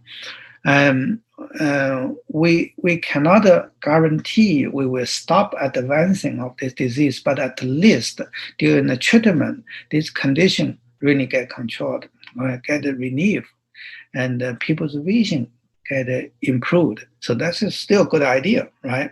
So the points in the eye include this kind of holistic points around the big toe, on the thumb, and the big gukong and small gukong. This is all holistic needles. Okay, holistic needles. And sometimes we use level 1, okay, for the eye condition. In the book, we see level 1 is a very good point for the eye conditions. And okay, so this is all holistic points. Also include the ear points. There's a middle of the ear. This is the ocular points, right? So this is all good for cataract. We really highly recommend use it in clinic. Okay, this is acupuncture. I really interested. We noticed acupuncture is so dramatically could help a lot for eye conditions. All right, in cataract. Okay, so this is a cataract. Now let's just go into next part. Okay, and next part is optical trophy. Before we head into the optical trophy, I will hear any question about this.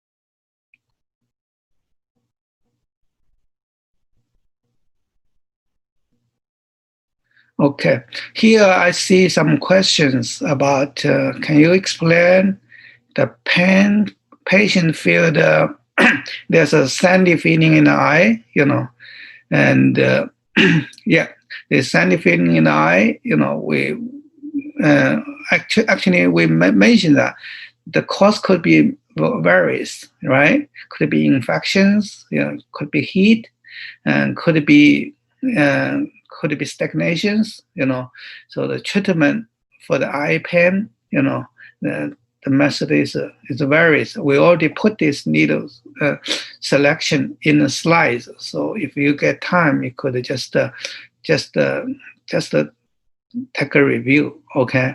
So next question I could see from Ariel is, could you list those eye points you just mentioned again? Liver one, and okay. Yes. Okay, these points I cannot list with the name because sometimes we even don't have a name yet. So this is all holistic points, and also I mentioned, some points I even use a prop to check it. So this is what I want to say. Okay, so let's see the hand like this. This is all holistic, right?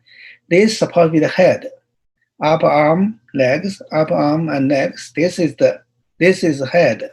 So around the head, this is supposed to be the eye.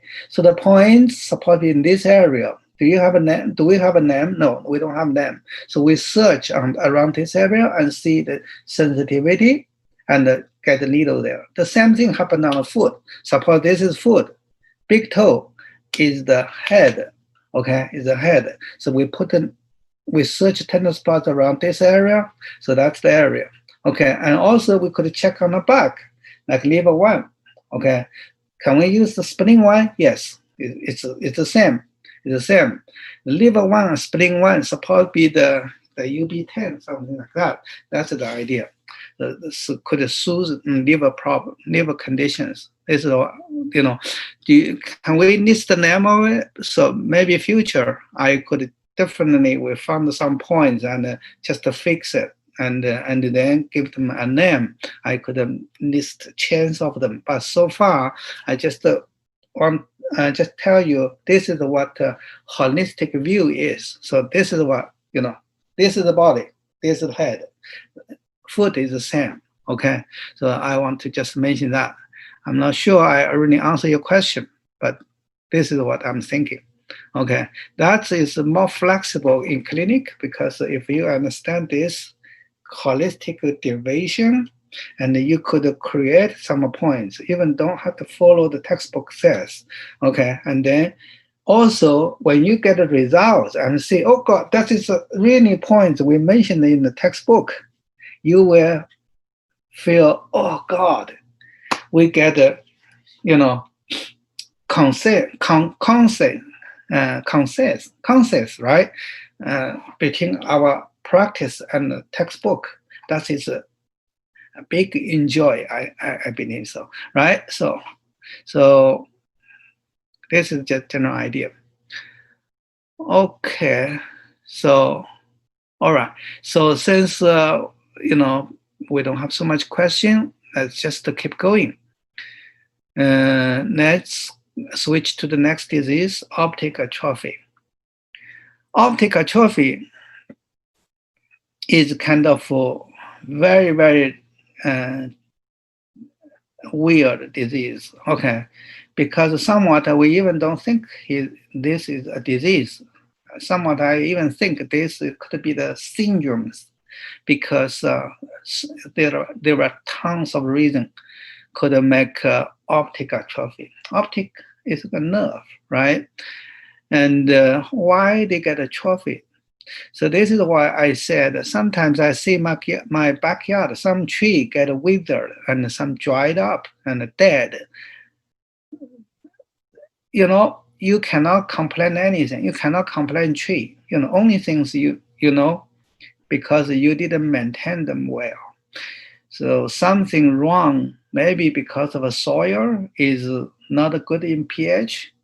Maybe the water drains so much, this root cannot get enough lubrication, cannot get enough water, and maybe there are so much bad insect under the soil and biting and cutting the roots.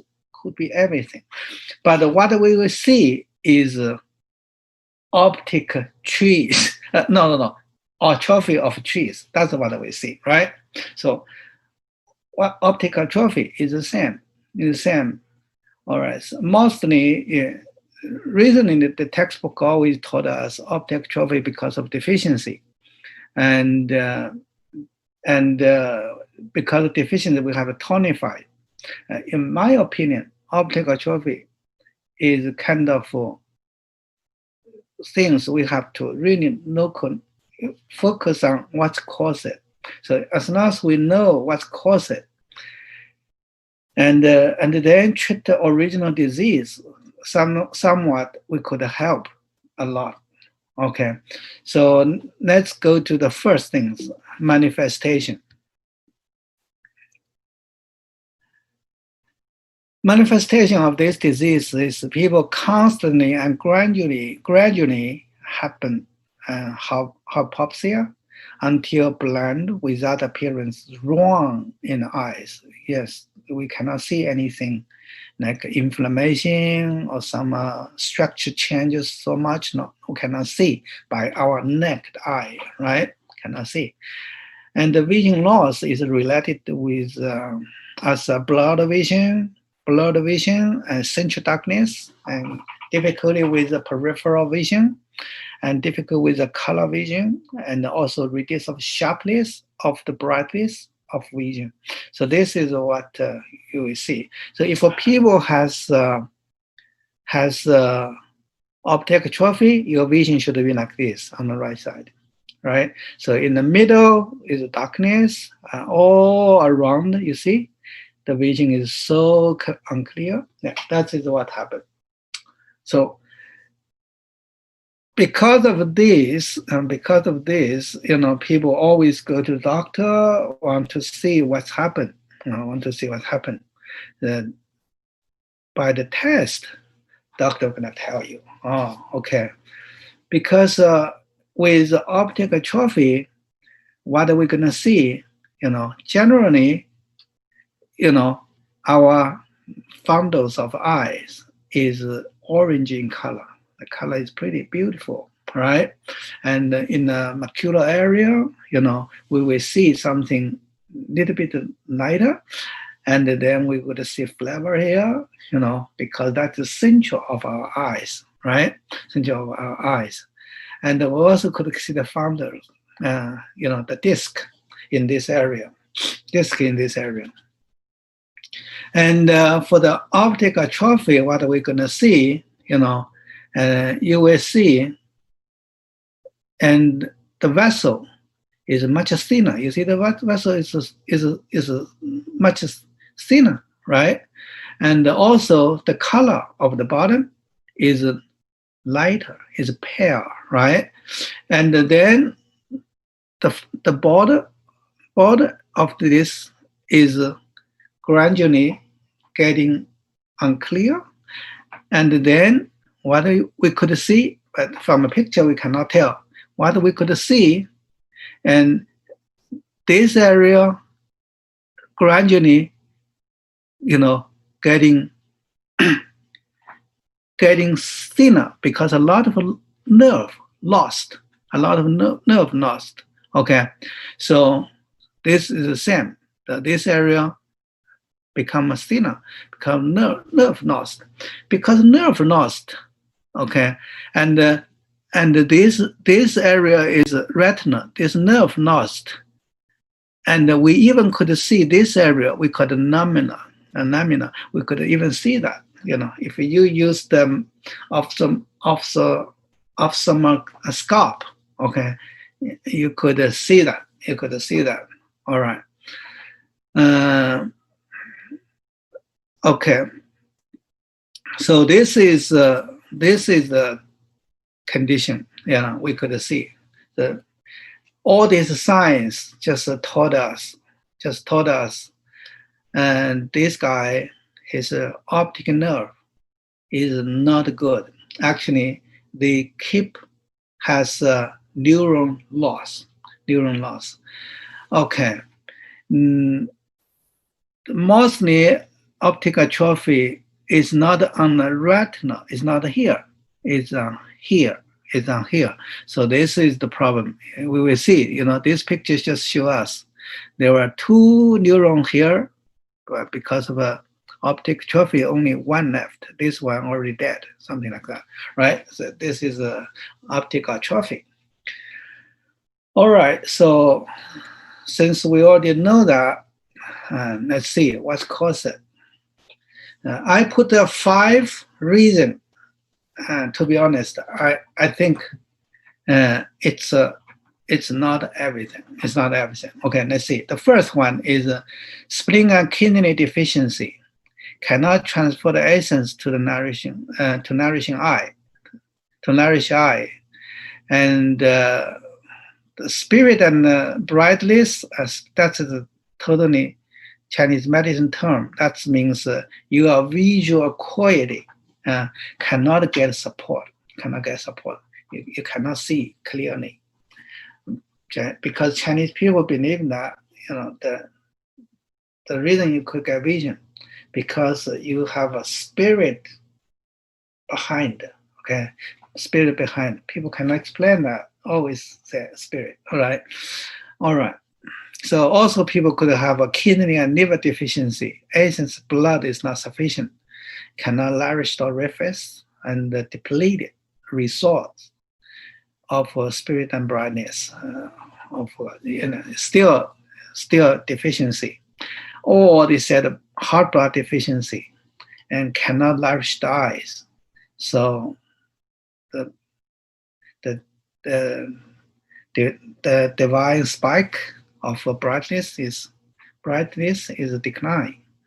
Also, maybe because of liver stagnation, emotion, depressed, and then this called divine spike of brightness, cannot be delivered.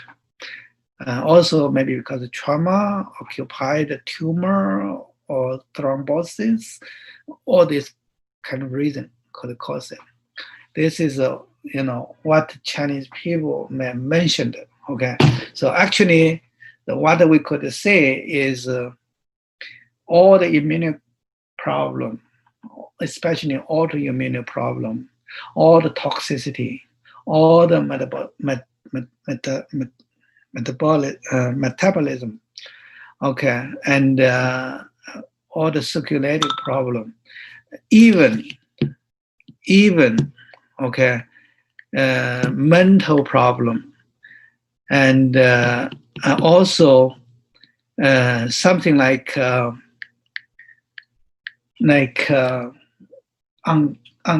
unknowing reason, something like MS. Okay, MS has a kind of type of and MS has different type. One of the type we call Devic disease. Devic disease, his only signs is demyelination happened in optic nerve and directly cause optic atrophy. So Devic disease is kind of very common reason cause optic atrophy as well.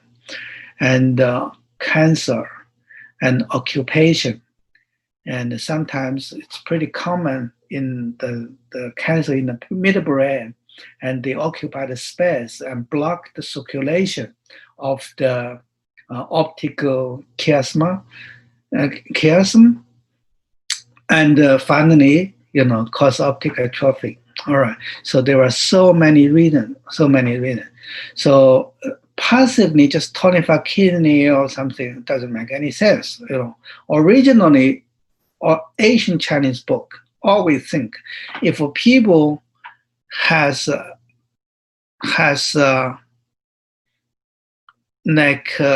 his divine spike of brightness is gone, that's horrible. That always means depletion of your essence. Your spirit almost leave you away, something like that. They think it's uncurable. But as ophthalmology developed, we realize optic atrophy could be secondary, could be a lot of reasons. So a lot of people with this optic atrophy caused by thrombosis, tumor, and trauma, and after surgery, this nerve get a partially recovery.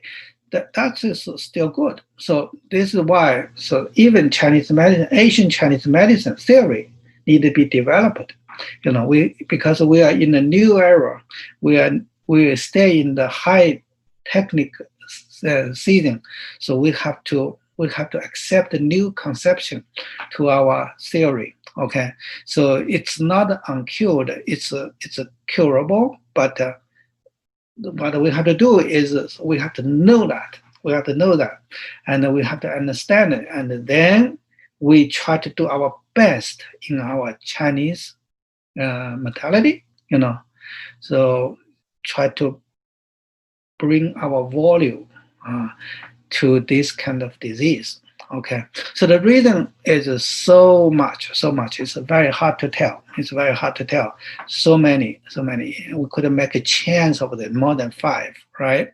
But now, just I said, in this class, we still have to focus on Chinese medicine traditional thoughts. Okay, doesn't mean I tell you optic atrophy is uncurable. Not like that. Okay, not like that. But I still want more than happy to introduce some reasonable idea or method to you guys, and you could practice in clinic and somewhat pretty good. All right, so this is etiology. And after that, let's just talk a little bit about diagnosis. And diagnosis is always looking for the evidence.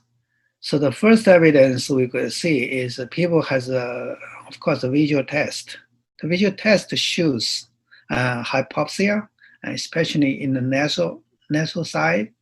Visual field is shrunk a little bit in general, and the center dark spots we could see from a first image. We see in the manifestation, right? And also, so sometimes people even get a nasal side and the vision with conoboma.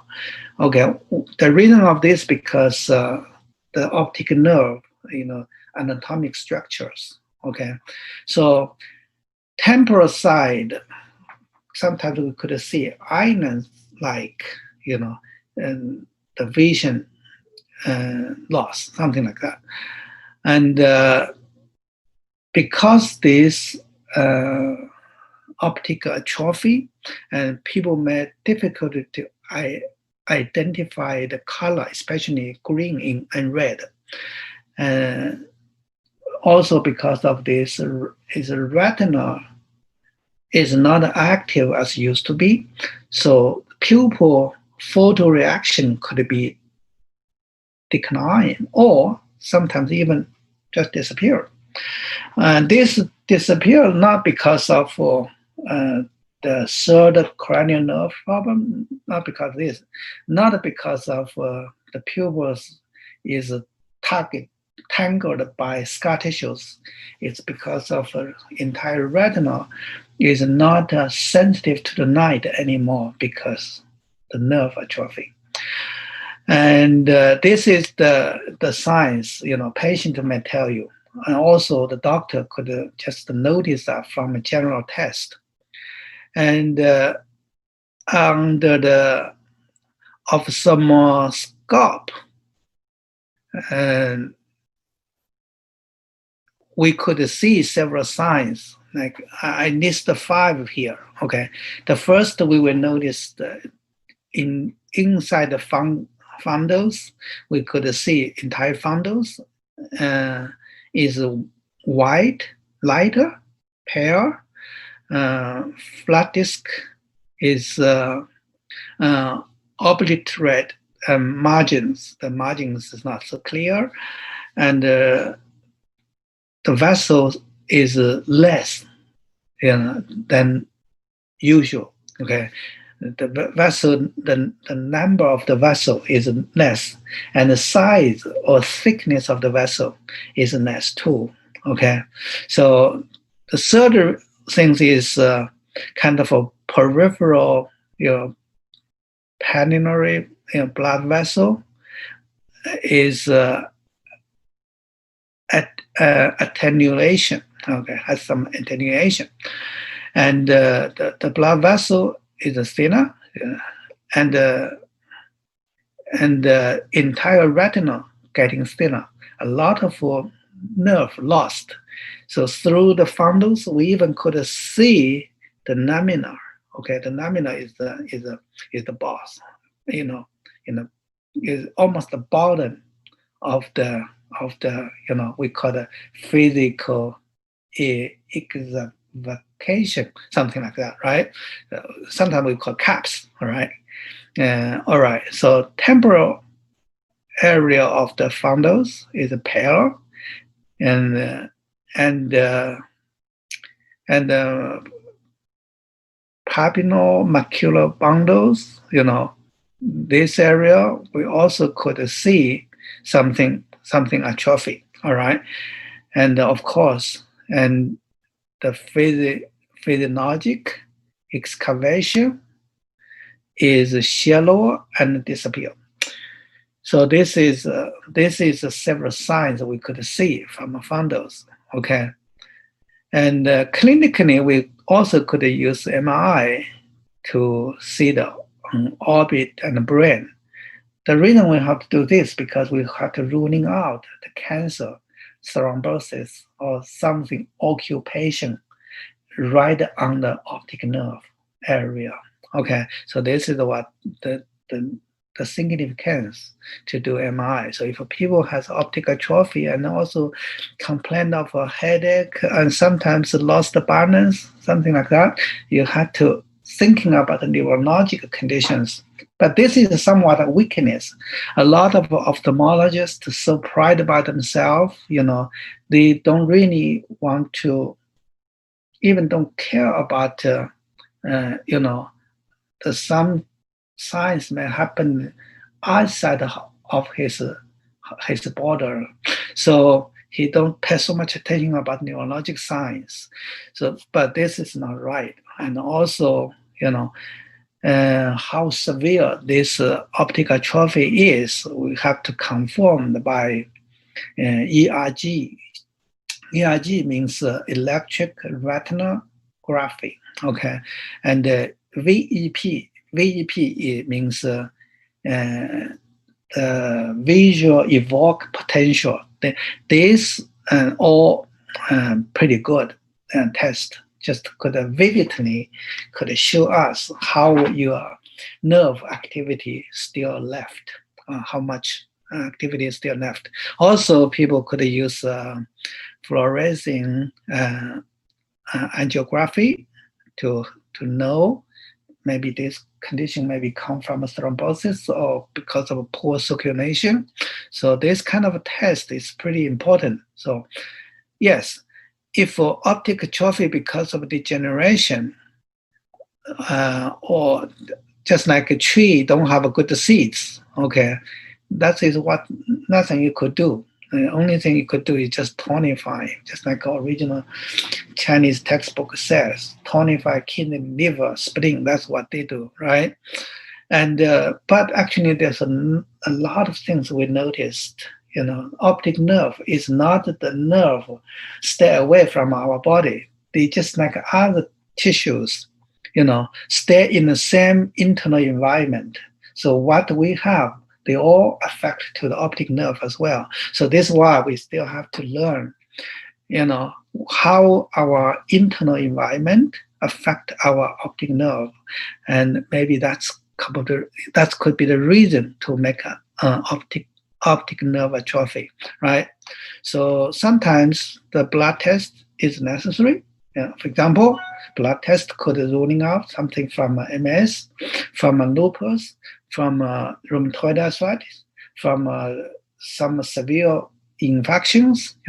This is supposed to be very, useful. Here we could just show you some, some the ERG, ERG. So ERG, this is kind of a response, that this response always means, the people, if it's normal, has electrical response, they also has a big, peak in voltage, but this one cannot, right? So this is, we could ruling out, actually this guy has a pretty severe optic atrophy, and his reaction almost none, right? And VEP is almost same. VEP, we always focus on, for the optic atrophy, we always focus on we call it P100. So if a P100 wave still there, that means good. But sometimes we could see the voltage is lower in P100. And P100 indicates the optic nerve. Mostly clinic I used to check P500 a lot because 500 always indicated something in the brainstem. So this is what we don't really pay attention for the VEP, mostly for the first wave called P100. Well, this is the electric test just to confirm, the optic nerve is really getting involved.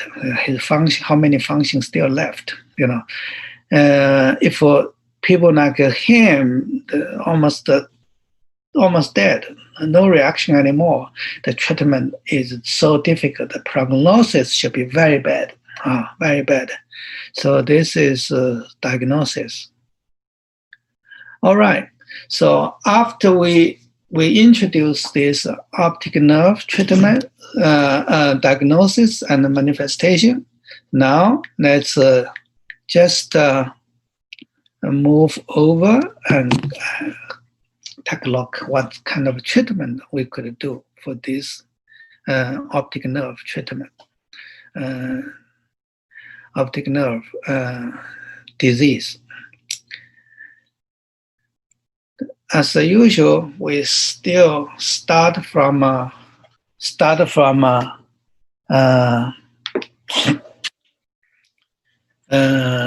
pattern identification. The pattern identification, more originally, Chinese medicine believing that this disease is kind of for kidney, spleen, liver deficiency. Also, they mentioned because our vision is associated with the heart, so we also have to tonify heart. So this is a general idea. That's what Asian Chinese book always mention. All right. So the first pattern we could introduce is we call the liver and kidney deficiency. Liver and kidney deficiency.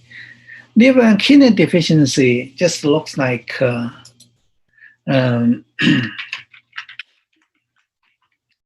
liver and kidney deficiency just looks like we just mentioned before. It's pretty common pattern. All right, and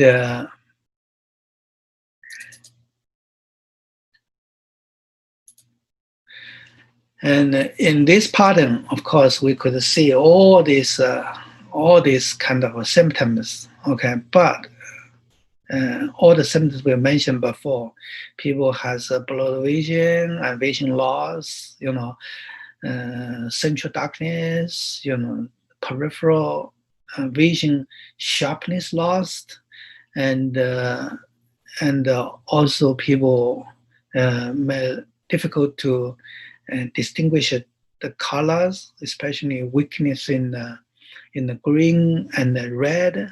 And we have to say that people with optic atrophy, he see the colors different than us, right? Different because his ability to distinguish the red and green is weaker than average. Okay, than average. So these the symptoms we could see, and Besides this, we also could see that people may have the dryness in the mouth, okay, and also has a chronic lower backache and weakness on the ankle and knees. People may have a red tongue, maybe not red at all, and weak pulse. All right, so this is the general condition of this pattern, and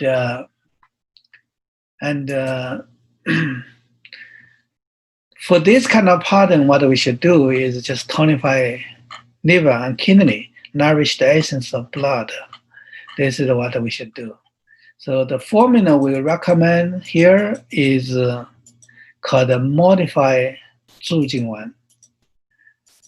And 驻景丸is the formula I'm really interested. Unfortunately, I cannot find the pattern formula. Recently we could get from a wholesale of Chinese herbs company, and I just don't know why. It's not so expensive. We even could have a Soho Ye Guang Wan, but why we don't have a 驻景丸? 驻景丸is very, very good one. And this formula actually come from the book, and this Korea guys. He collected a lot of herbal formula from both China and Korea. So, who is the original guy to create this formula? We cannot tell, but we only know this formula comes from the book called 医方内句. Okay, so this formula has ingredient. It is pretty popular. Let me take a look. Just show you what's the ingredient inside. This formula uses 车前子, 楚丝子, 花椒. These 3 seeds for the visual quality. If you want to improve your visual quality, these supposed to be very famous 3 ingredients. Okay, and then they use 苏地黄, 枸杞子, and 菟丝子. These 3 ingredients for tonify kidney. To tonify kidney, of course, liver. Okay, tonify liver and kidney. 苏地黄, 枸杞子, 菟丝子. All right. So, and then they also have 当归 and 五味子, tonify yin and the blood. So, just simple like that. 驻景丸 is a very old formula. The first 驻景丸 is recorded by Sun Simiao in his book called 千金药方. But in the beginning, this formula is so simple. Only has 车前子, 菟丝子, and 枸杞子, something like that. So somewhat we could say if formula has 菟丝子, 枸杞子, and 车前子, this supposed to be 驻景丸. And then in the same book, Sun Simiao, in the same book, they added 五味子. So still named 驻景丸. So 驻景丸, no matter what the formula is, they always have 车前子, 枸杞子, 五味子, something like that, right? So the later generation added 花椒there. 花椒 is so interesting. And this is a pretty hot ingredient and very pungent. But this one has a specialty. He has a specialty in improved vision. Okay, so if we use 花椒, we have to use something more, moistened ingredient. So this is why 枸杞子, 五味子 put to neutralize 花椒. Okay, but 花椒 also could drain the blood, drain the water. So if people has a vision problem, also has a water retention, we could use 花椒 as well. So So this formula in general is very, very balanced. Also has a downgrade to promote the blood circulation. So it's very, very well balanced. We have more than 7 Zhu Jingwan formula in Chinese medicine history, more than 7. But the formula in Yifang Neiju is supposed to be the best. So most book, they always recommend this formula. And if you look at the ingredient, I think that's supposed to be the best. Okay. Zhu Jingwan is the typical formula. If we're thinking about improve your vision, I think this is supposed to be the first recommended formula. Okay. So when people start getting old, okay, your vision start getting decline, okay, and then constantly use that. Definitely better than use some vitamin E or carbon, totally, different. This one is pretty good. Could help people, improve their vision, even you get aged. So this formula is really, really, recommend. Okay. So in the case people has, kidney deficiency,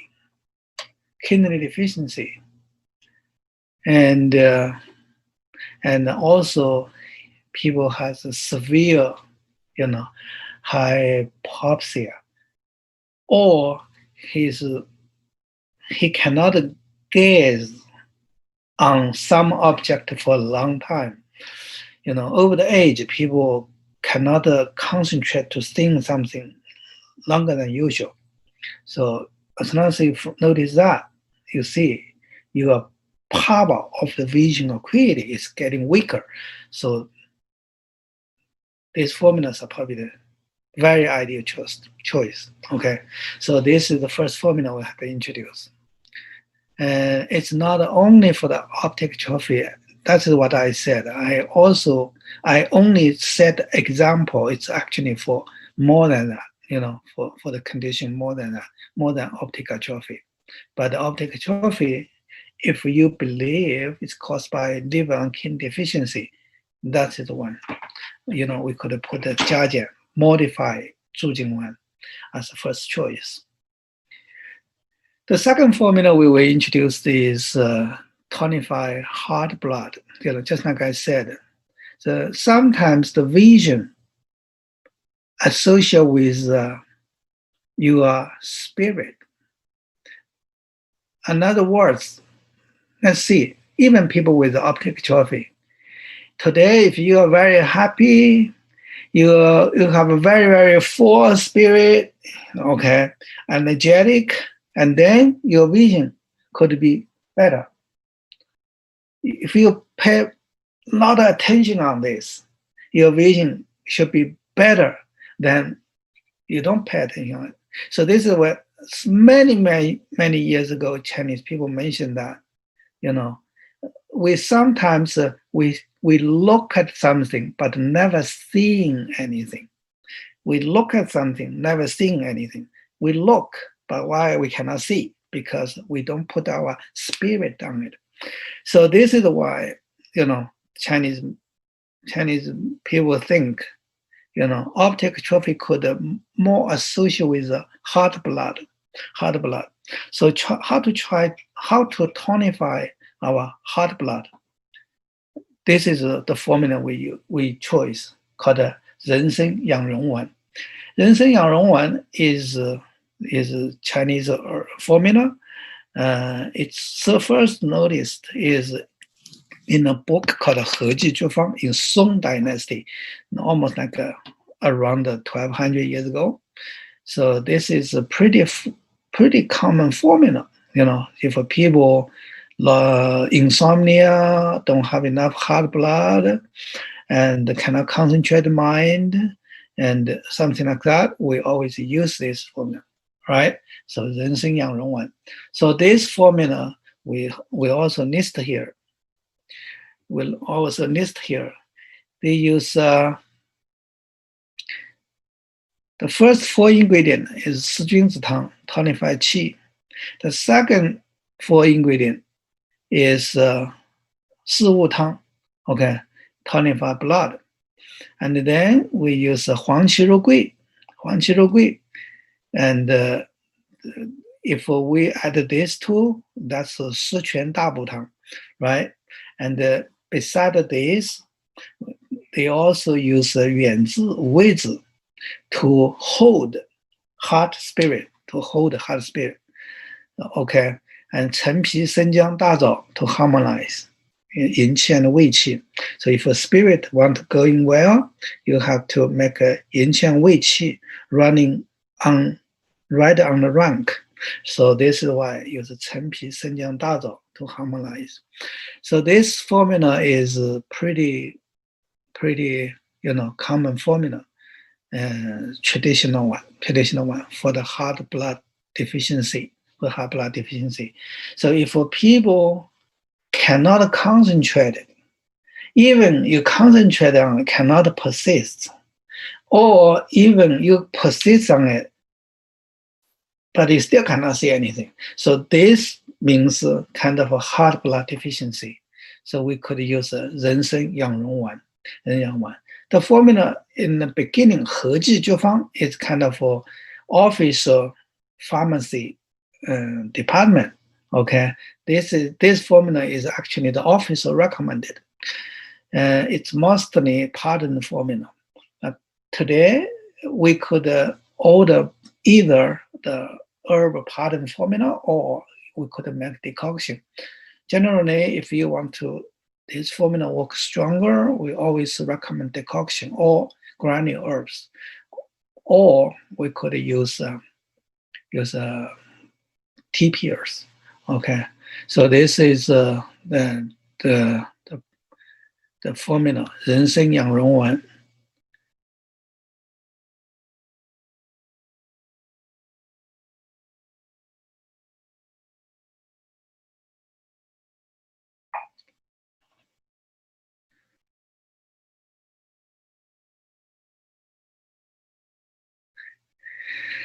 Okay, so we see several questions said, Dr. Hu, can you write formula for the cataract if there's a high ocular pressure? Okay, so for this rising formula, and this formula will not make high pressure better, because physically it seems like energy go up will make eye pressure, intraocular pressure higher. Actually not, they are not looks like liver qi rising, make a big, surf all the way up to the head, not like that. They always, it's kind of harmonizing.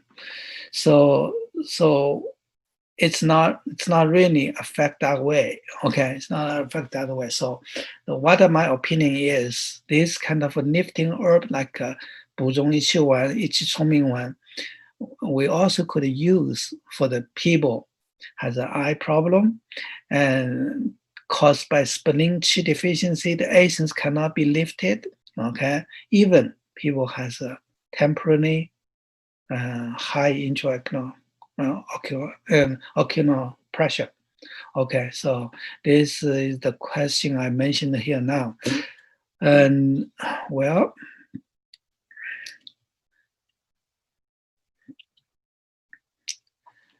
and another one, pardon, people notice that optical trophy is like looks like a water well problem.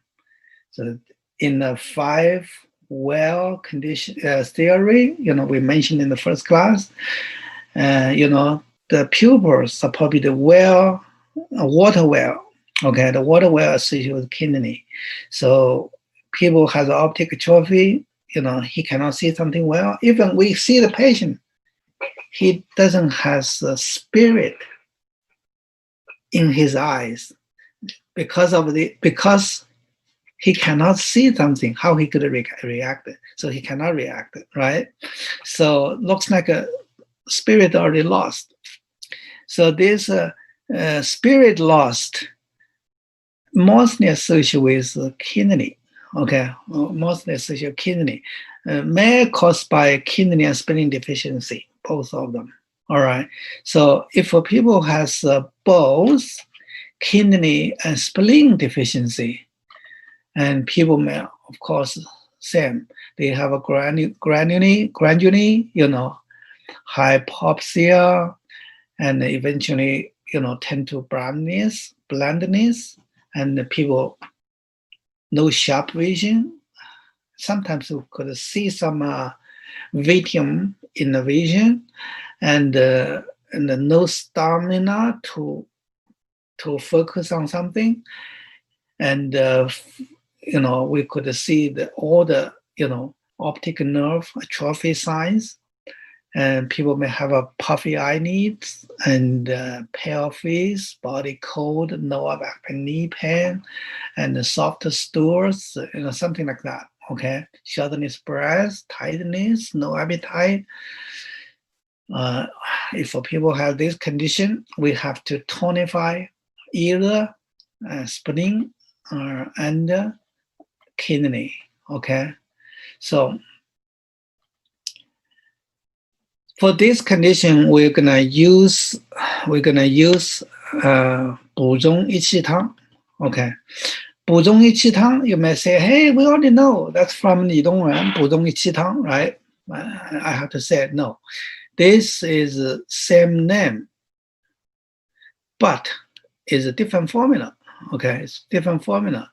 So this formula already listed in the handout. Okay, yes. So this formula from a personal guy, he's a specialist in ophthalmology in Qing Dynasty. His name is Chen Songyan. Okay, he designed this formula. This formula has 茯苓、白术、陈皮、甘草. That's a 菌子汤, right? So, and then they use 当归 and 川芎, and to tonify blood, and also use 枸杞子、黄芩 to tonify kidney and clear heat, and also they use 柴胡、生麻 to lift the energy. So it is same. They use 柴胡、生麻 to lift the energy. But this formula is not only focused on spleen, it's also focused on kidney as well. Could lift the qi, both qi and blood, okay, and also kidney yin. All right. Also use huang qing to clear heat, try to induce reaction of inflammation, maybe in the optic nerve, something like that. So this is the formula. It's very well recommended in the ophthalmology textbook. It's reasonable. They call it 补中益气汤, but it's not a real 补中益气汤, right? They use some ingredient for the eye conditions. Okay, so this is what the eye specialist created the formula. Okay, so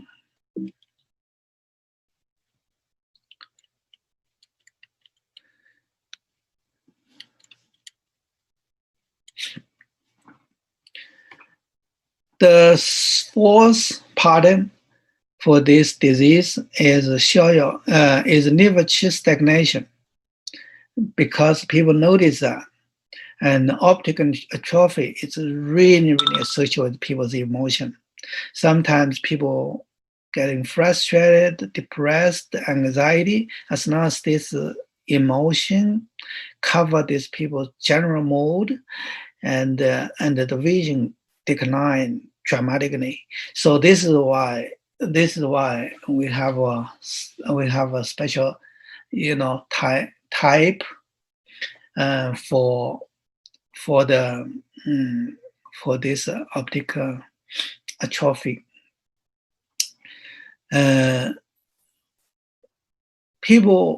If people has a specific condition like that, so we have to try to adjust people's liver qi stagnation. So the most common formula we will use is 逍遥散. 逍遥散 is pretty common. So I think we don't have to introduce this too much because so popular formula. Sometimes people say this is happy pills, right? So this is okay to use. The last type of the formula is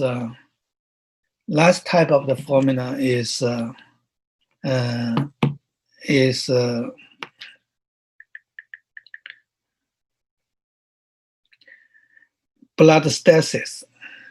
Blood stasis.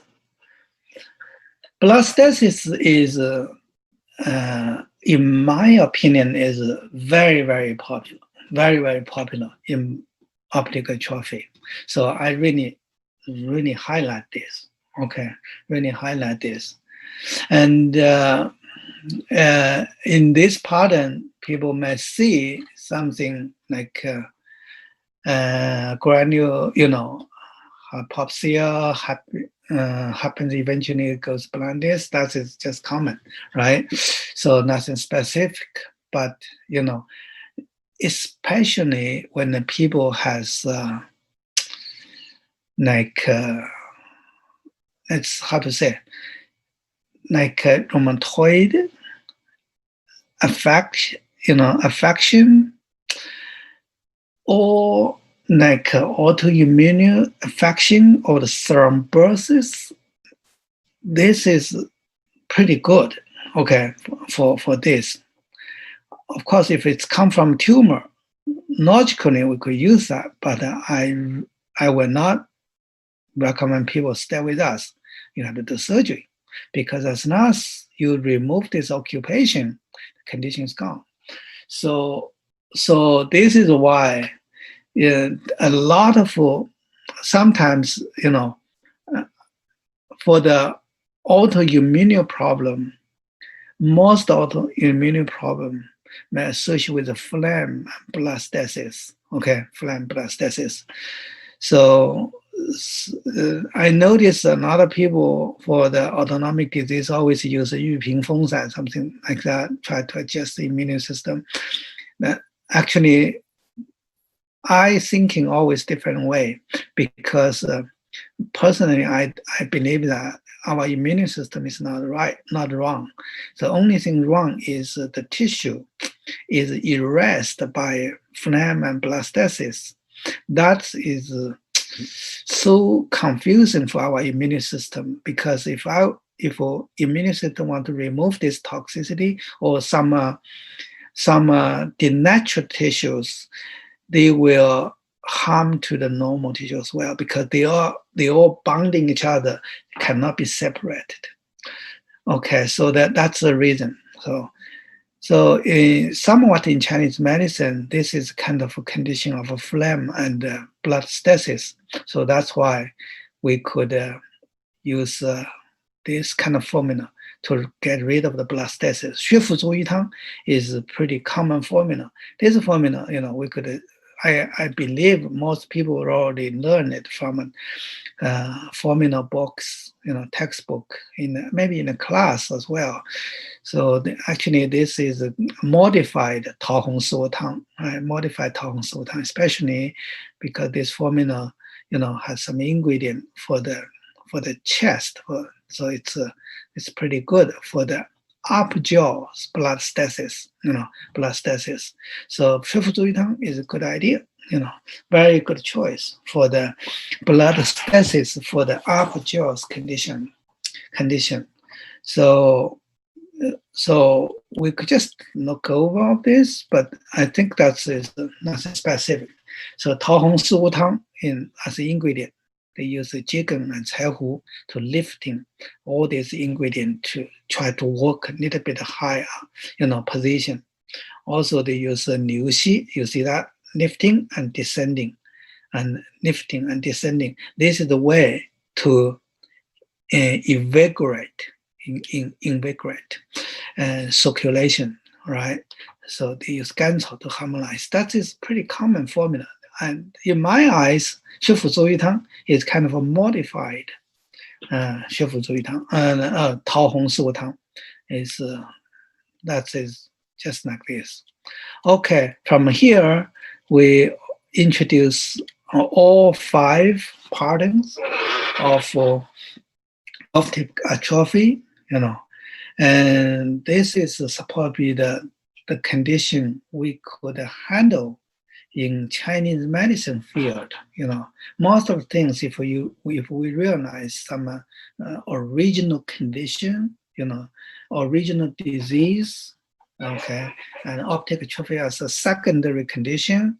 So this is what mostly we could cover. So that's why the textbook in ophthalmology always just lists this pattern. Okay, and let's just finish this, and